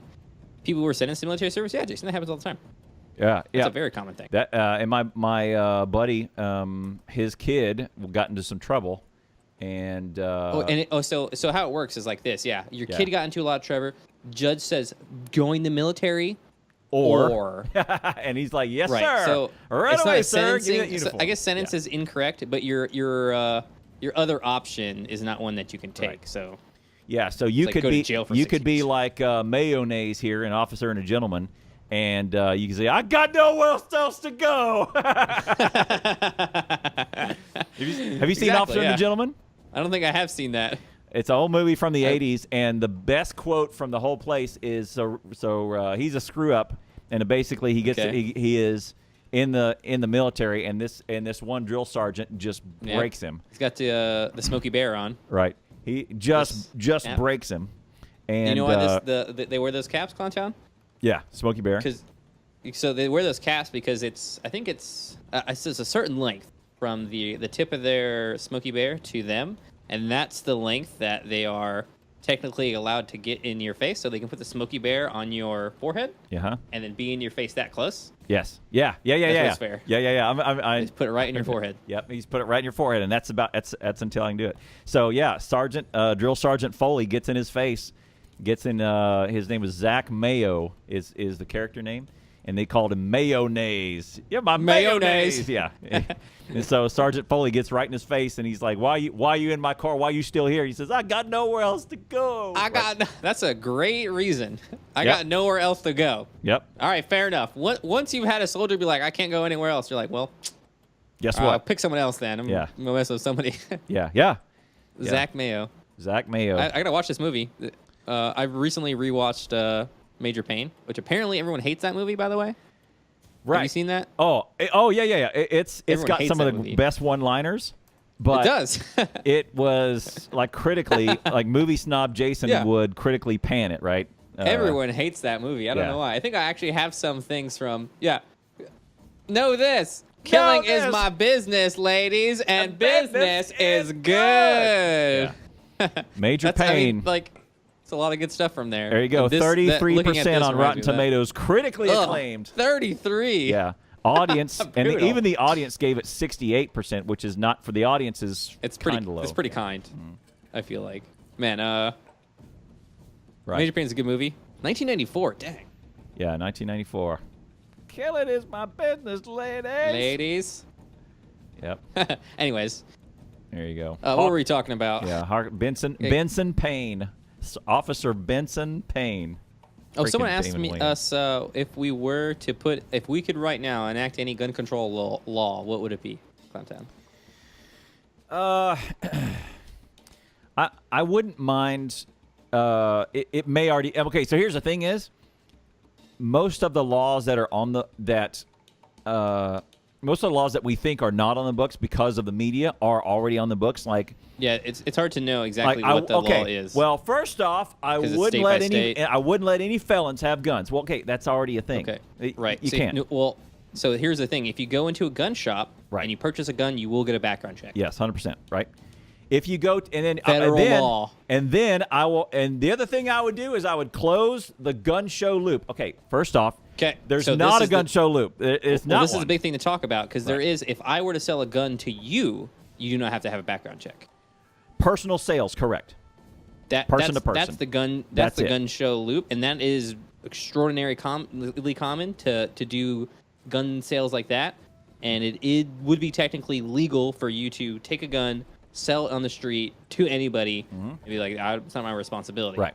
But that is technically legal. If I'm a gun show dealer, right, you're a dealer at the gun show. Then there's a background check, and then the dealer is accountable and all that sort of stuff. Because you have a license. So the reason why they call it a gun show loop, the reason why they call it a guy at a gun show is because you just bumped into a guy at a gun show who's not a dealer, and as you would do on Craigslist, as you would do maybe on eBay, or as you would do on Twitch chat. Right? Twitch chat, yeah. In Twitch chat. Hey, I live in Texas. Hey, can I buy a gun from you? Yeah. Yes. Hey, or on Discord. So the gun show loop is really not there. It's a person-to-person. That is the transaction that happens a lot. It's just a bunch of gun nuts meet at one place. But they could meet at a jiu-jitsu gym, too. They could meet anywhere, They could meet at a My Little Pony conference. They happen to be guns they could sell somebody to. But a gun show dealer who actually purchases a booth at a gun show has almost the same amount of accountability as a gun shop. Like I think he has the same. I think he has to go through the same processes. It's all very similar. So that gun show loop is a big deal. It is a big deal, but it's not really a gun show loop because I see that you're very angry about the gun show part of it. Yes, right. I get it, Clowntown. It doesn't matter that it's called the gun show loop. It needs to be clarified that And it's okay. And rhetoric does need to be clarified a little bit to not call it the gun show loop. I Yeah, don't so know we need what to be honest about what's going on there. Is two would you call it?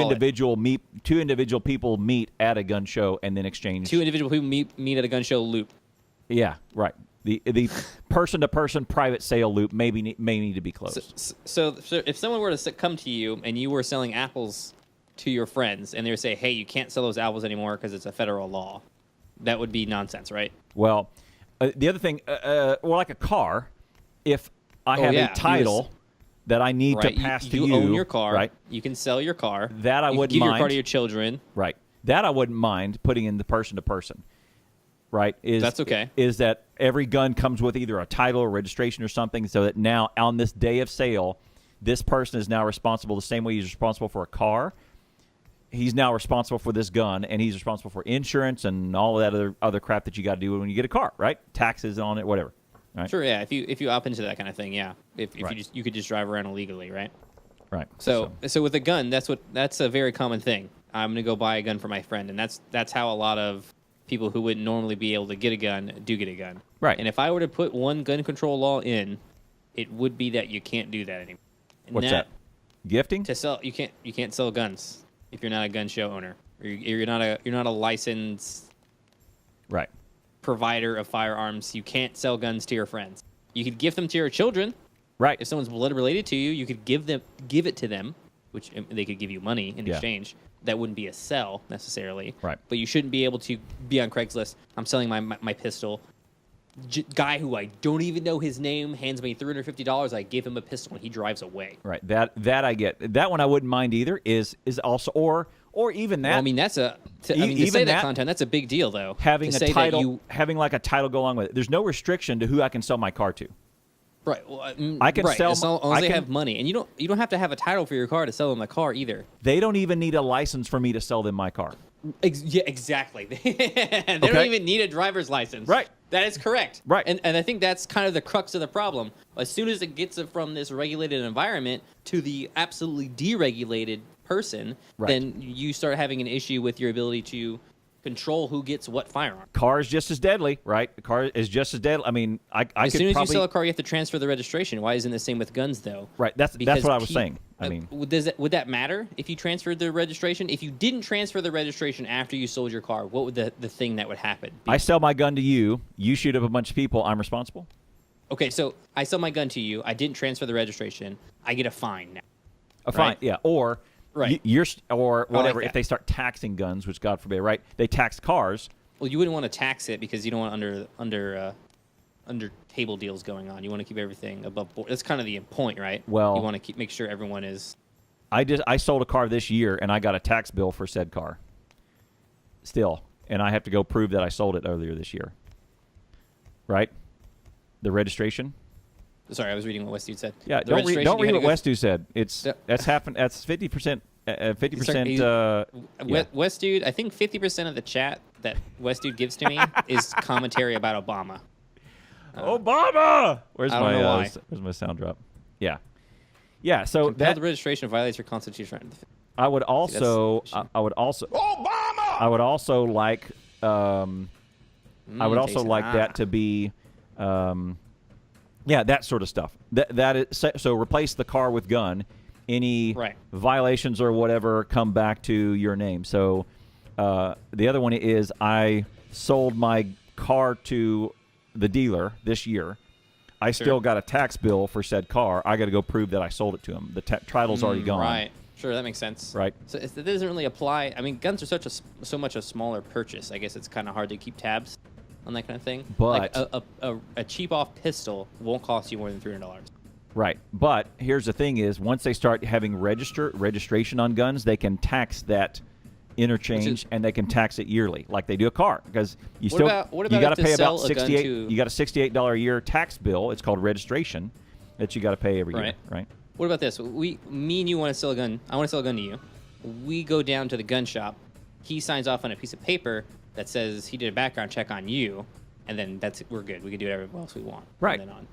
That's and better. We gave him $20. That's better. And that you can buy a super cheap pistol or rifle for $100 or less. Yeah. I actually haven't gone gun shopping in a while, so I don't know. Believe Demian here. $100 or less, and you can go. I would say a decent one is around $300 up to. I only need to be able to shoot it once. What can I get? Right. So you probably just honestly, you could probably make if you really wanted to kill someone. I feel like a bomb is just so much better. It's than better. A gun. Yeah, it's better. Your efficacy with a gun is so important for its usage. A bomb, not really so much. But I guess you have to be able to make the bomb. I feel like I could Google how to make a bomb, and the NSA would know about me immediately. Right. But at the same time, I could definitely make a bomb. You know? Yeah, 100%. I want to be so bad. I want so bad to be on the show. Jason, you can join the Discord right now. No, you can't. We got to wrap up. So we're a little bit over. Yeah. Oh, and I haven't eaten today, or I haven't. My bad. I haven't eaten yet. So my bad, Clowntown. I didn't mean to keep you here. no problem. Sorry, no, we're good. We're good. So there's a lot of stuff to discuss. No, we it's actually, great. It's I don't great think stuff. we So I think anything so. In that- answer to your question, what gun law would we enact? It would probably be, if we were going to put some control at all, figure out some way to regulate the sale of person to person, because the gun show loop really doesn't exist, because that's the media kind of spinning it for gun control, right? And it's the person-to-person sell loop that is a real thing. That is a real thing, 100%, right? So maybe it's like a car where you got to register it and you got to track with it. That's something. I think the registration is a pretty simple solution. It's very doable. I think both the ones that we propose are pretty simple. I like the registration idea. We already have that in cars. The government's going to love that. Obviously, the private citizen is going to hate that. Right. And then the other idea to go to the gun shop and pay him money to be okay with the transfer to do it legally. Right. Also makes sense. If I was required to go register the firearms that I have on a government website and put in serial numbers, I'll do it. Shoot, that's easy. Take pictures of it. Yeah, it's not a big deal. Yeah, I'll do it. I mean, that's fine. That's fine. I'll do it. And you really wouldn't be. It'd be super easy to still own guns. I mean, like I think one of my guns is through this method. It was from a friend. He gave it to me. So I could go and like shoot places up with that gun, and no one would know. Like I could do the same thing with my shotgun, mind you, right? Because there's no data you can get on that. But I don't know that this law would help anybody. Right. Nobody who's being killed by guns would not be killed by guns because of it. Right. The other thing is but I mean, I don't even know that this incident is about gun control. It will be made to be. Oh, 100%. I agree. But I don't think it is. Because people are going to say, people were killed by guns. When are we going to stop letting people die by guns? And the mass shooting thing kind of, when people do it in the light of mass shooting, it really bothers me, because you are much more likely to die by your own gun than anybody else's gun. Yes, 100%. The suicide rate for males is almost predominantly guns. Yep. And it's quite effective to shoot yourself, to kill yourself. Yeah. So women very often often use... It's a low use... failure rate. It's a low failure rate, which is important when talking about suicide, because people who fail to suicide have a chance to recover. So the higher the efficacy of suicide with using a method, then that's an issue, right? So suicide will 100% kill, unfathomably more people than a mass shooting ever will. Like, in between last Monday and now, 1,000 times as many people have died by taking their own life than were killed in Las Vegas. Yeah. It sounds really callous, and I apologize for that, but that is the actual statistics for as far as gun control is concerned.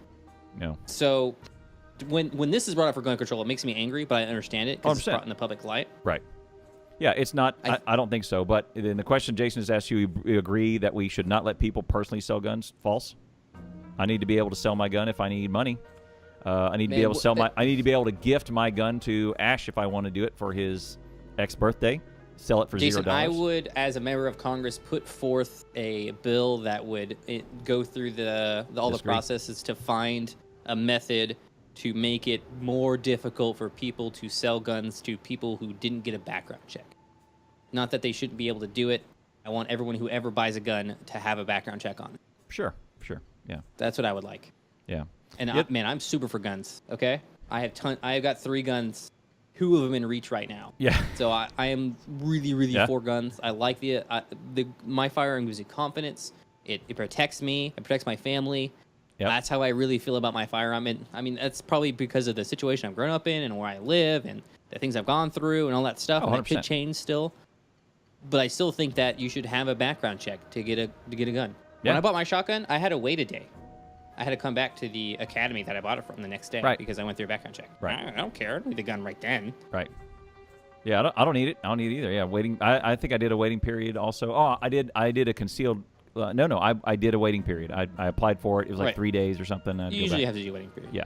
Jupin, as a Swede, for me, it is absurd that you guys own guns. Look, we understand that other places in the world don't own guns, but if you're going to come to me and tell me that less people die in your country because you guys don't allow guns, I'm going to call shenanigans. Yeah. Because a man who killed 68 people at a summer camp, who dressed as a police officer with semi-automatic weapons, did more than this guy. Yeah, and by the way, and he got sentenced to 4 years in your country. So don't talk to me about Sweden, okay? Yeah, I don't want to hear. And he didn't register. Yeah, registration. Yeah, what do you do? Right. So. Yeah. Right. So. 13,000 people are murdered per year. Here's the other thing. By guns in America. I think that's not okay. The other thing more is, than that are killed by cars. Is that not okay? Right. So 100% is that I am not sold that this is. So you're right. I'm not sold that this is a gun control issue because I don't think whatever law we might have put in place fits this scenario anyway. What we started out by saying. My bad, Jupin. Ignore chat for a minute. So sorry. I don't. What we were saying when we first started out is that we don't think this fits any mold. Like this person, who the hell knows what's going on? Like there's not enough information about this. No profile fits. Even the conspiracy theories don't quite fit. Oddly enough, the conspiracy theories fit a little bit better. Usually they're very loose, and it's like, I can poke holes all through it. The conspiracy theory in this case kind of fits better because of the profile of the guy. But here's the thing. Same thing in all of these types of shootings. I think that it's like I think the quote was from Joe Rogan. What he said, this country has a mental health issue disguised as a gun control issue. And I've always agreed with that. What I would like my president to do, I would much rather him come to the podium and say, my fellow Americans, you should take care of your mental health. If you think you're having issues, go see your doctor, go see a psychiatrist, go see a psychologist, get the mental help. I want to shatter the stigma around mental health and keeping that. I would rather him say, and he says, by the way, I go to a therapist once a week because this is a hard job and I need to kind of unpack things and make sure my mental health is right on. Oh, that would be crazy for a president to say. And I would rather a president come out and say that than say, I spent you might time. Get impeached for that. No. I would. Here's the thing. I would rather a president say that than say, I go to church every Sunday. Oh, me too. Sugar. Man, the fact you know what I'm saying? That you have to be a religious person to get elected as president of my country hurts me every single day. 100%. I would rather them say, I take care of my mental health through community, through family, and through a trained professional, more so than I do hitting the pew for 45 minutes for a sermon every Sunday. Right. So I do think that would be awesome, and I do actually think that person might be like shouted out of office if they were to admit that they are dealing with mental health stuff. But what I would say is, the president. Everyone knows the presidency is an impossible job. Impossible job, right? It is a 1,000% impossible job. Like you cannot fathom the amount of responsibility and the amount of criticism and the amount of just bull crap you got to. It's like being a police officer where everyone lies to you. Everyone lies to you. Everyone meticulously categorizes everything that you do in both sides. Yes. So you make the statement, I like red. One column says, obviously this guy doesn't like red. Communist! The other column's, obviously he does like red. Third column, he's a communist. Right. Right? That's like there's nothing that could possibly be done in that job for sure. Right. So it's an impossible job. And so in it's like the analogy in your jobs, you guys have hard jobs that most of them are possible. My job is impossible. Right? Actually impossible. Your job is to provide Timmy information that is required. You can succeed in your job. Right. You can succeed in my job. In your job. My job is actually impossible. Therefore, in order for me to mentally and emotionally deal with that, like I seek help from these people, and here's the community I deal with, and you to make sure do, right? Make sure I don't. This is to make sure my ego doesn't run wild because the Americans need a president who makes sense of it all and doesn't put ego ahead of country and ahead of the greater good, that would be an amazing statement, right? That would be cool. And here's the other thing: is that because the stress is so bad. I mean, you've seen presidents come through here. They go in bright-eyed, bushy-tailed, and just like W, and just like Obama, and just like Clinton, they come out gray hair and just wrinkled, and this job just grinds them down. Like, could you imagine being the president in your first day, and you're like, I'm gonna sleep in today? Nope. Fat boy in Korea is going crazy with his new, you know, and then you go, no, I got to wake up and deal with fat boy Korea, you know, fat boy North Korea, like crazy. No. Thanks for being here, guys. We appreciate it a ton. Thanks for watching. I know we talked about some heavy stuff today. That's what I would do. One, that's a statement. Then two, I would actually put the funding back into mental health, because under Reagan, one of the most disappointing things that happened during Reagan's watch was we cut funding to mental health, and that needs to be returned. So there you go. Thank you guys for being here. Appreciate it a ton. I'm sure we could talk about this for another 10 hours, to be honest. Preach it, brother. That next time we will be back talking about this. And I missed a lot of things that I actually wanted to comment on. Oh, me too. I had a great story too about a flight I took. Yeah, I guess it's okay. We'll save it for next time. Maybe we get to talk about it. A ton of you guys had really good comments, and I'm sorry that I didn't get to talk about them. I really want to talk about them to you right now, but we got to get Clowntown's got to go get some food. Thank you guys for being here. You're awesome. Stay motivated. Keep being awesome. We'll see you next time. And remember, stretch.